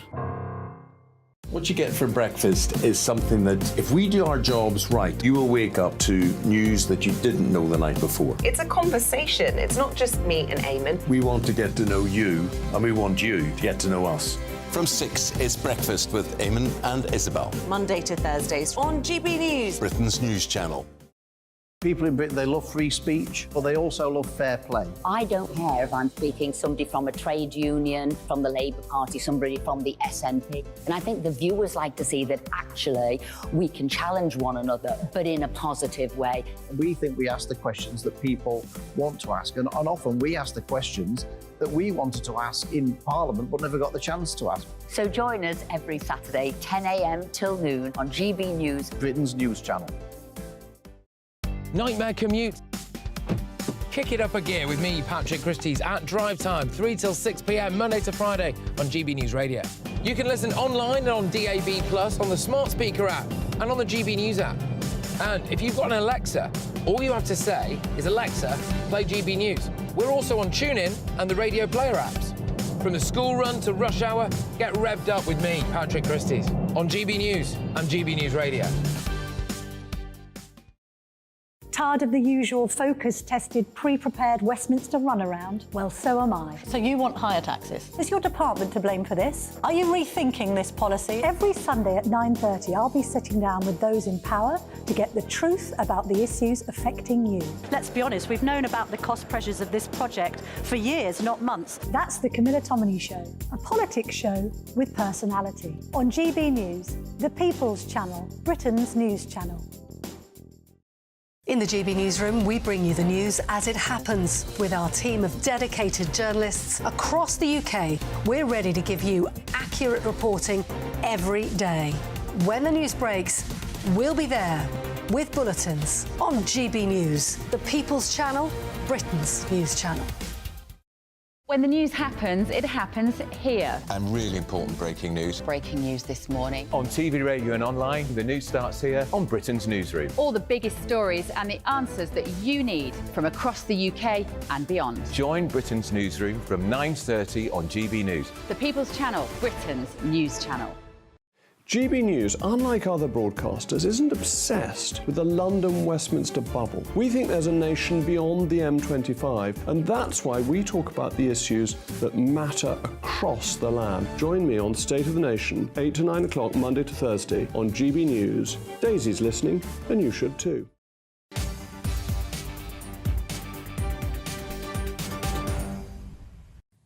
We've got some breaking news with the reshuffle, Rishi Sunak's reshuffle. Let's speak to our political editor, Christopher Hope, who is outside number 10 Downing Street. Christopher Hope, Victoria Atkins appointed Secretary of State for Health. Quite the promotion. Yes, up there from Financial Secretary for the Treasury. She's been around before, though, been in other departments too, in inequalities, in justice, and in the Home Office. So she's someone who is seen as a safe pair of hands. Age 47, of course. She's someone from a family of Conservatives. Her dad was a Robert Atkins. Her mum was a former Conservative councillor, a barrister. I wouldn't say she's part of the rising star group within those elected in 2019 in the Tory party, but certainly someone who's a safe pair of hands and may kind of apply some balm to the issues they've had with the health unions for the Tory party. They may try and soothe over some of the wrinkles there with the relationships with Steve Barclay, the former health secretary, who has now, of course, moved on to environment. She was previously Financial Secretary to the Treasury, so she's been in that position for about a year. Now she's Health Secretary. That is quite a leap, is it not, Christopher? Yeah, it's a league for number 3 in that department to number 1. Yeah, it is. I mean, I think people often, when you are a lower-ranking Treasury Minister, you are tipped for greater things because the Treasury, which is number 11 Downing Street, just along from me here, is they control the budgets, they have all the power. I think that's why I think that in many sense it's not surprising that someone like that would get a job, maybe in health, one of I think the biggest spending department in government, one where it's really important to keep a lid on spending and try and drive efficiencies at all possible while maintaining support from the workforce. So in that sense it's quite strategic and clever. I wouldn't say she's very well known to health unions or health bosses. That's a whole new relationship that's got to be reformed. I know this is always the case, but I'm sure there are some people watching who A, haven't heard of her, and B, may be concerned that she has no experience of anything related to health, or am I wrong with that? Does she have something health-related in her CV? Well, on a personal level, she suffered from diabetes since she was 3, so she is aware of. She has, she knows the health service, has been treated in it. Her husband works for a sugar company. That might not help with obesity messaging. I don't know. No, otherwise, I mean, she's not really. Sorry to put you on the someone spot who's there, well known, but I think this is an attempt. No, so don't worry. No, she's not someone who's well known, I think, to the wider community. But then again, nor was Steve Barclay, I think. I think that job is so much as trying to keep a lid on spending and trying to drive through efficiencies as much as trying to win over the unions. I mean, there's been a battle, of course, going back over the past decade, past year or so. Let's see what's happened behind me now. Looking forward to being Health Secretary, Ms Atkins. How will you sort out efficiencies in the health service? That's Victoria Atkins there leaving. People were shouting across you there. Victoria Atkins there leaving in a very humble Ford vehicle there, looks like. She probably doesn't know the answer to your question yet, Christopher. She probably doesn't know the answer to your question. No, why should she? But I mean, I'm doing my best for GB News viewers. She's got a massive brief there, a lot of challenges, Chris. The NHS, record waiting lists, striking junior doctors. She's got a lot to do, with not long to do it. It's huge. I mean, the idea of cutting waiting lists, which was the target set by Rishi Sunak back in January in that speech, the 5 targets for the year, that's gone. I mean, no one thinks that can happen, but it could well be that next year it may happen, that there's more likely that could happen. I'm just looking at my shoulder. No, that's the Prime Minister's PPS in Parliament, so he's there to make sure that what he'll be doing is fencing off angry people on the right of the Tory party and others within the party. Why haven't they been promoted, and where are the voices of the right? Why is this party lurching away from the right and moving back into the centre ground? The answer may be there's an election coming. But going back to your question about Victoria Atkins, I think she's someone who can try and bear down on costing the NHS, find efficiencies, and try and deliver on this idea of cutting waiting times. I've been told by think tanks tell me that may only happen next July, next August, because of the stress caused in part by the stoppages from nurses and doctors, but also by the legacy of the COVID pandemic. Well, you mentioned the word election there. Does this reshuffle, do you think, have any impact on the timing of next year's election, bringing it forward or having it as late as possible? Well, there's a conspiracy theory doing around in Westminster that because you have to give 6 months' notice between stopping being a minister and taking up a job in the private sector, some of the MPs who have quit government today, I'm looking at Jessie Norman, Jessie Norman, Neil O'Brien, stood down as in the government, then may quit the next election. We're not sure if that will happen. They're doing so to allow themselves notice to take up a job in the private sector.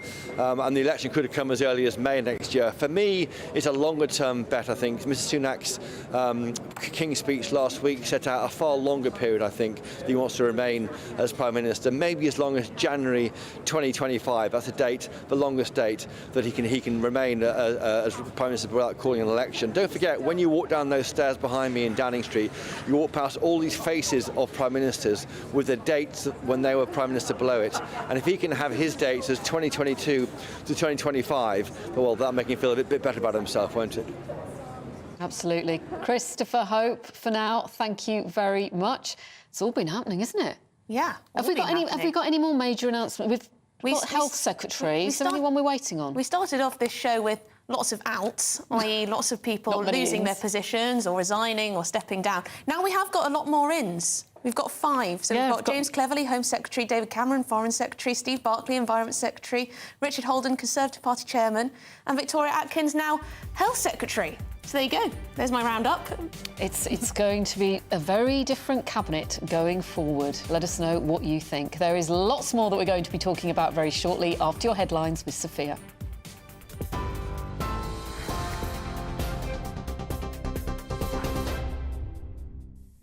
It's 2:33. I'm Sophia Wensler in the GB newsroom. A reshuffle is underway among the Prime Minister's senior team. Steve Barclay has been appointed as the new Environment Secretary. He replaces Therese Coffey, who left Downing Street a short time ago, with Victoria Atkins, the new Health Secretary. David Cameron is the new Foreign Secretary, marking a surprise return to government for the former Prime Minister. He replaces James Cleverly, who becomes Home Secretary. That's after Suella Braverman was sacked by the Prime Minister earlier this morning, ending days of speculation. The incoming Home Secretary says he'll work to protect the British people.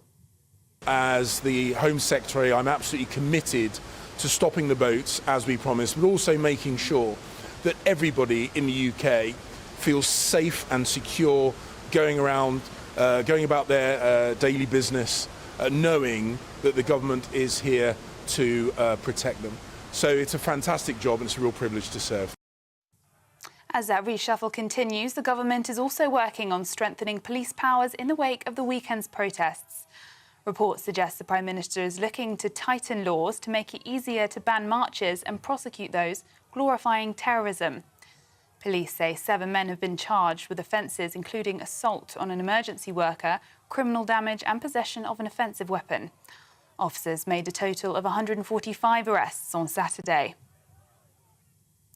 A woman has been taken to hospital after being hit by flying debris as Storm Debbie batters the UK. We're looking at another stormy week with many areas bracing for gale force winds and heavy rain. The storm will reach northern England and parts of North Wales soon, with gusts expected of up to 80 miles an hour along coastal areas. And you can get more on all those stories by visiting our website, gbnews.com.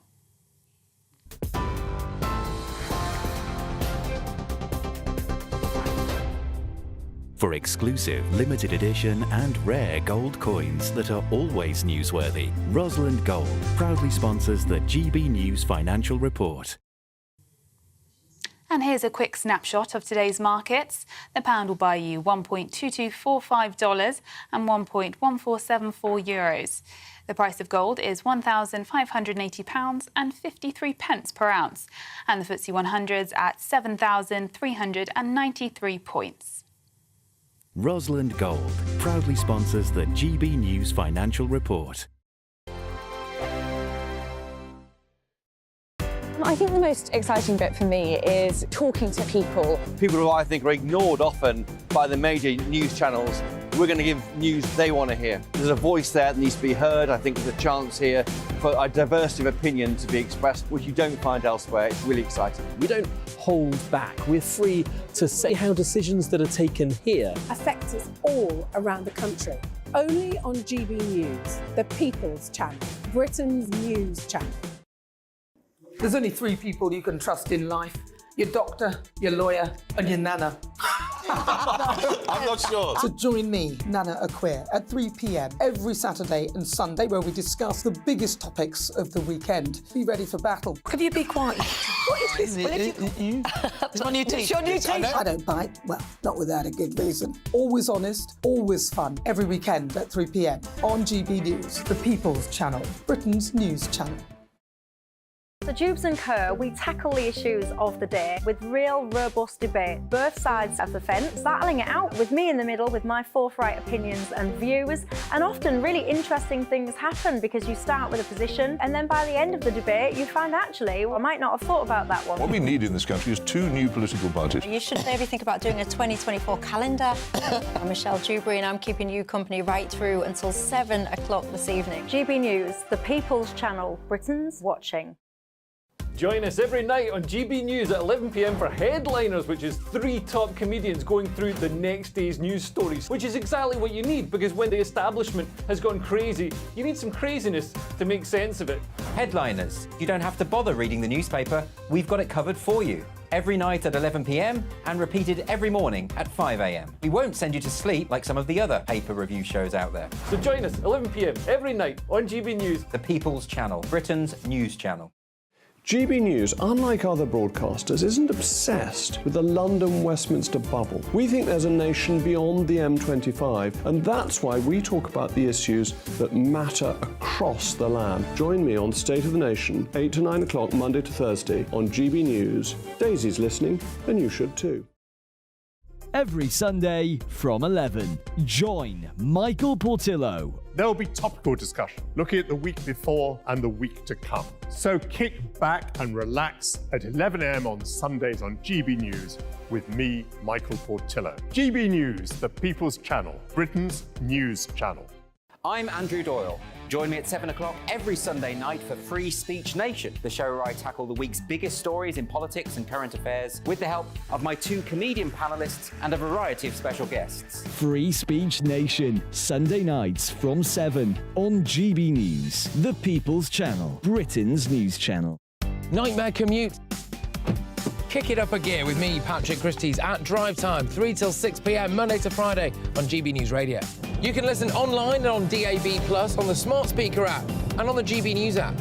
And if you've got an Alexa, all you have to say is, Alexa, play GB News. We're also on TuneIn and the Radio Player apps. From the school run to rush hour, get revved up with me, Patrick Christie's, on GB News and GB News Radio.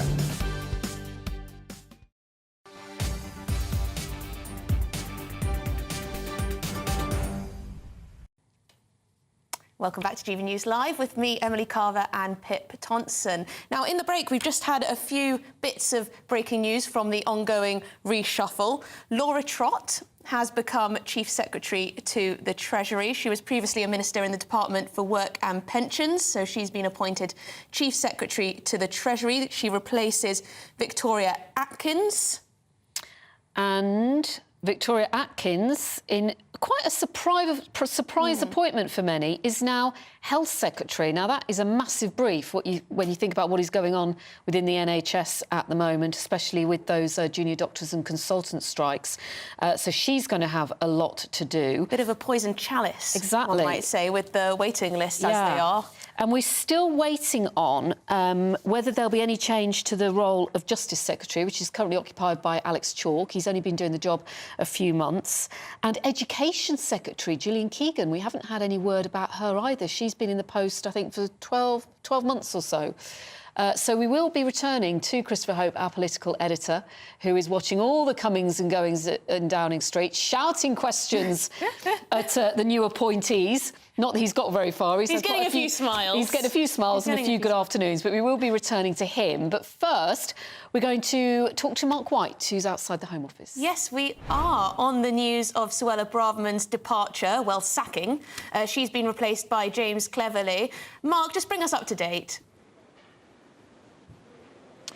Yeah, well, you were talking about one of the jobs being a bit of a poison chalice. You could actually argue the same about the Home Secretary's position. It is one of the great offices of state, but it is never far away from big controversial subjects. And chief amongst them, of course, is the small boats crisis that continues to rumble on. Just yesterday, we've had the figures in on the boats crossing yesterday, 12 boats with 615 people. Now, we're well into November and still getting very significant numbers of people coming across the channel whenever conditions do die down a bit. Now, of course, overall, since the beginning of the year, the numbers crossing the channel are down about 30% on where we were at this time last year, which has got to be welcome. But a big plank of the government's policy going forward is that Rwanda plan, which will be ruled on by the Supreme Court this coming Wednesday. That will be, I guess, the first big challenge for the new Home Secretary as he awaits, as everybody else does, the decision on whether that Rwanda plan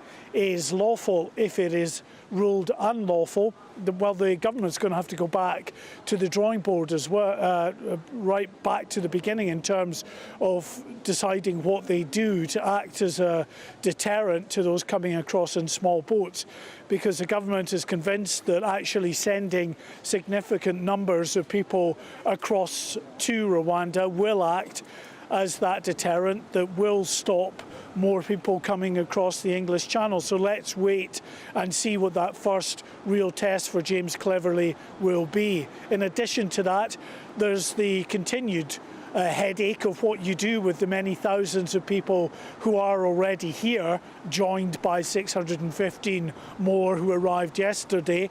Many of those 50,000 who are being accommodated in hotels, the government wants to move away from that model and put them in larger centres like old RAF bases, where we know that James Cleverly is or was against the use of RAF Wethersfield in Essex, which is actually within his constituency. So as Foreign Secretary, he spoke out against that particular policy. Let's see if he's still wedded to that now that he's Home Secretary.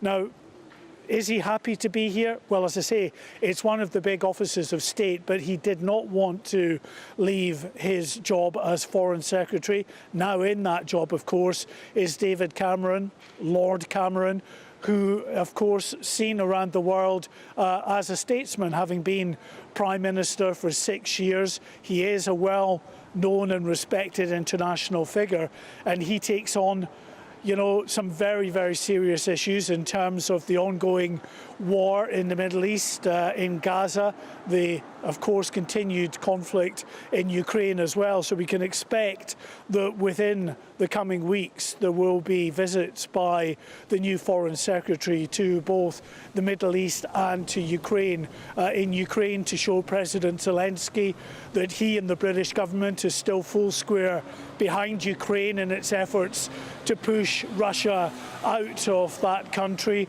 And in the Middle East, of course, the UK government is still fully in support of Israel's war against Hamas, but also trying to reiterate, as friends and allies do, that in pushing ahead with that effort to remove Hamas from the scene, that it's got to have the innocent members of the public in Gaza uppermost in their mind as well.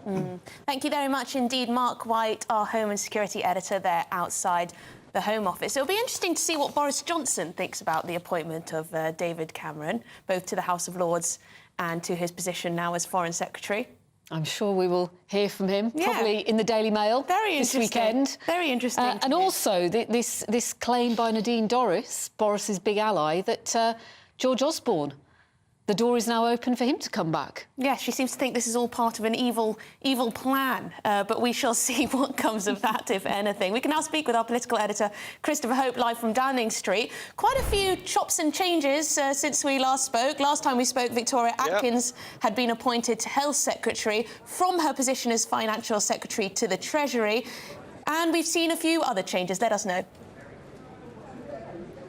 That's right. Laura Trott, the former Chief Secretary, Laura Trott has been made the Chief Secretary of the Treasury, forgive me, replacing John Glenn. Now, that is unexpected. John Glenn was doing a review on productivity, which is due to report at next week's autumn statement for Jeremy Hunt to find ways to get more bang for the buck and more cash for the taxpayer out of the current way the government's spending money. But he is now gone, and that is a surprise. 4 days ago, John Glenn was in the news for saying that he was surprised and upset about the size of the tax burden. Well, 4 days later, he's been sacked. What he makes of that, we'll wait and see. Also, we mentioned earlier Rachel Maclean, that the housing minister, she's been moved and made very clear on social media she was unhappy about being moved.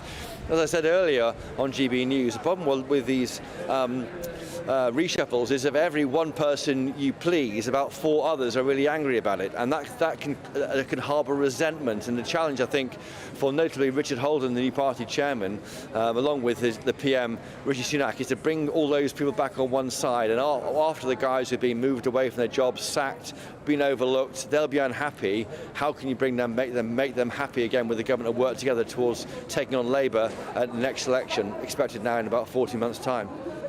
Political editor Christopher Hope, thank you for now. In the last few minutes, another resignation from Science Minister George Freeman, who says he has decided to step down with a heavy heart. Quite interesting. Liam Halligan is with us, business and economics editor. Quite interesting what Chris was saying there about John Glenn being replaced just days before the autumn statement. He's a pretty significant figure. He's number 2 at the Treasury, what we call Chief Secretary to the Treasury. And the Chief Secretary to the Treasury generally does a lot of heavy lifting before a budget or an autumn statement, working with officials to get the documentation in order. So it does seem... I mean, I think I said... They've done all the work. Yeah, I think I said her an hour ago, I'd be surprised if John Glenn goes, and there we go, he's gone, which really does suggest to me that the Prime Minister is keeping the Chancellor on, but completely rewiring the Chancellor's team. Pretty much the Paymaster General's changed, Financial Secretary to the Treasury, Laura Trott, she's become Chief Secretary of the Treasury.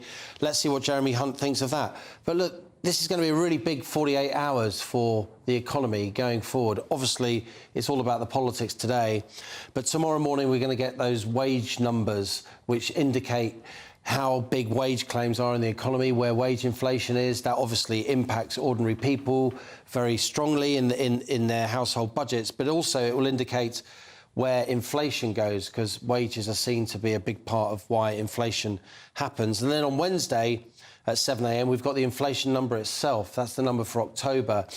And I think the government is banking on a very big reduction in inflation. We're at 6.7% in September.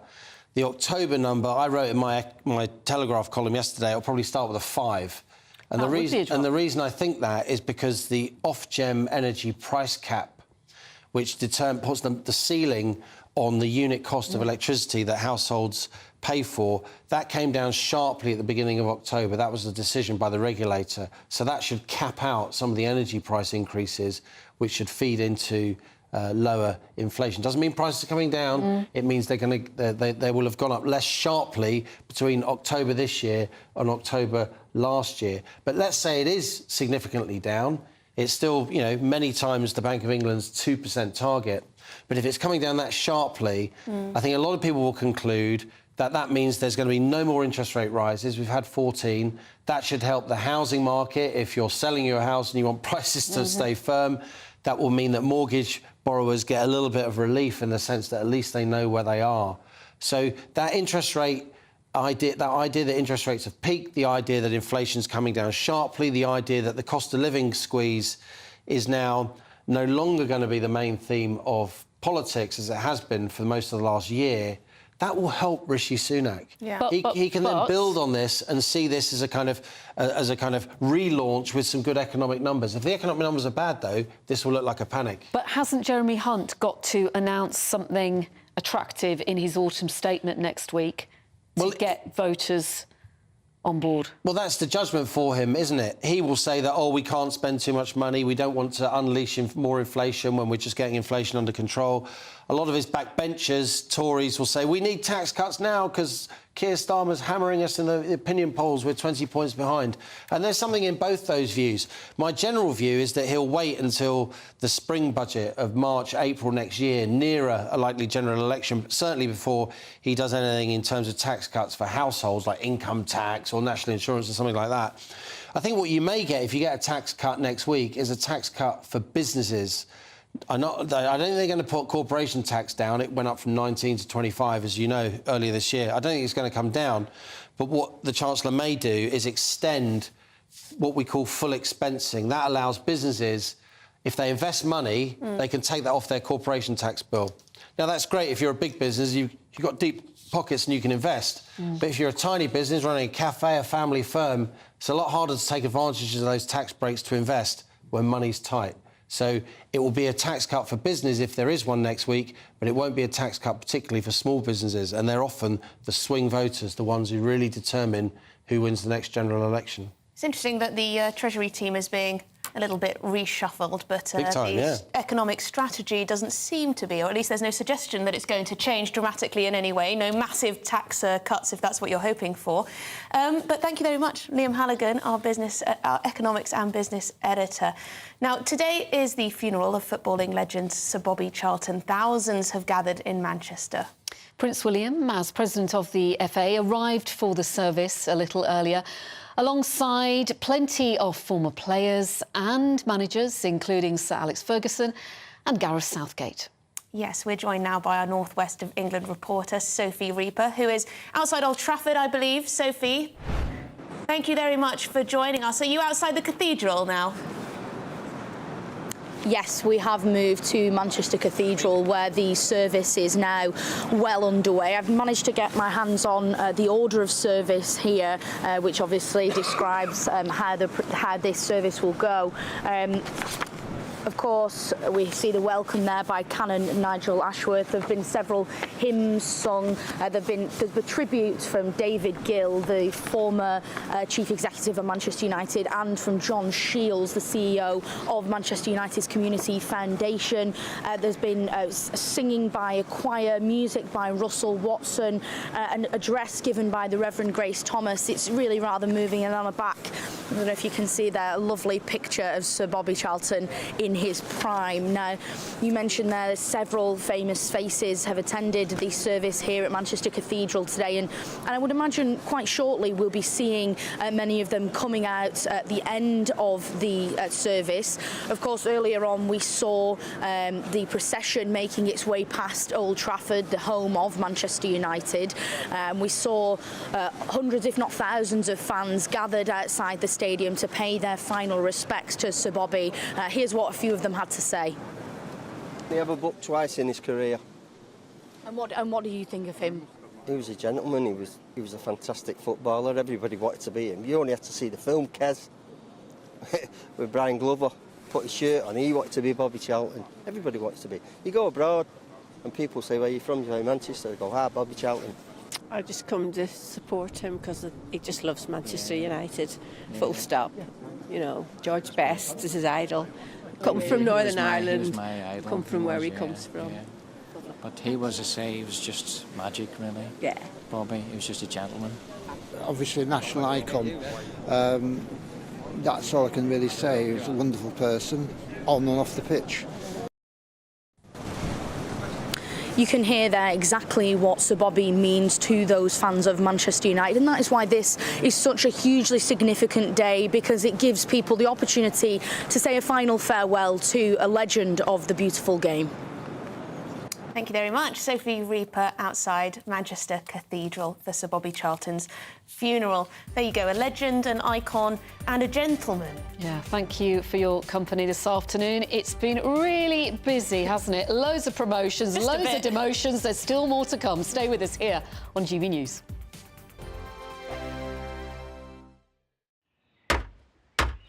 Who is it? We're here for the show.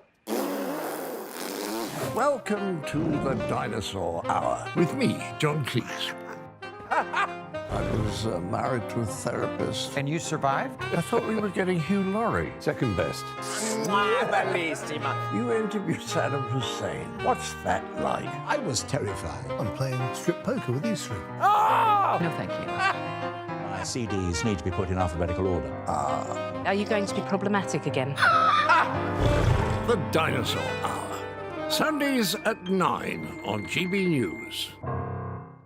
What you get for breakfast is something that, if we do our jobs right, you will wake up to news that you didn't know the night before. It's a conversation. It's not just me and Eamon. We want to get to know you, and we want you to get to know us. From 6, it's Breakfast with Eamon and Isabel. Monday to Thursdays on GB News. Britain's news channel. People in Britain, they love free speech, but they also love fair play. I don't care if I'm speaking somebody from a trade union, from the Labour Party, somebody from the SNP. And I think the viewers like to see that actually we can challenge one another, but in a positive way. We think we ask the questions that people want to ask, and often we ask the questions that we wanted to ask in Parliament but never got the chance to ask. So join us every Saturday, 10 a.m. till noon on GB News, Britain's news channel. Nightmare commute. Kick it up a gear with me, Patrick Christie's, at drive time, 3 till 6 p.m, Monday to Friday on GB News Radio. You can listen online and on DAB+, on the smart speaker app and on the GB News app. And if you've got an Alexa, all you have to say is, Alexa, play GB News. We're also on TuneIn and the Radio Player apps. From the school run to rush hour, get revved up with me, Patrick Christie's, on GB News and GB News Radio. Tired of the usual focus-tested, pre-prepared Westminster runaround? Well, so am I. So you want higher taxes? Is your department to blame for this? Are you rethinking this policy? Every Sunday at 9:30, I'll be sitting down with those in power to get the truth about the issues affecting you. Let's be honest, we've known about the cost pressures of this project for years, not months. That's the Camilla Tominey Show, a politics show with personality. On GB News, the People's Channel, Britain's news channel. In the GB Newsroom, we bring you the news as it happens. With our team of dedicated journalists across the UK, we're ready to give you accurate reporting every day. When the news breaks, we'll be there with bulletins on GB News, the People's Channel, Britain's news channel. When the news happens, it happens here. And really important breaking news. Breaking news this morning. On TV, radio and online, the news starts here on Britain's Newsroom. All the biggest stories and the answers that you need from across the UK and beyond. Join Britain's Newsroom from 9:30 on GB News. The People's Channel, Britain's news channel. GB News, unlike other broadcasters, isn't obsessed with the London-Westminster bubble. We think there's a nation beyond the M25, and that's why we talk about the issues that matter across the land. Join me on State of the Nation, 8 to 9 o'clock, Monday to Thursday, on GB News. Daisy's listening, and you should too.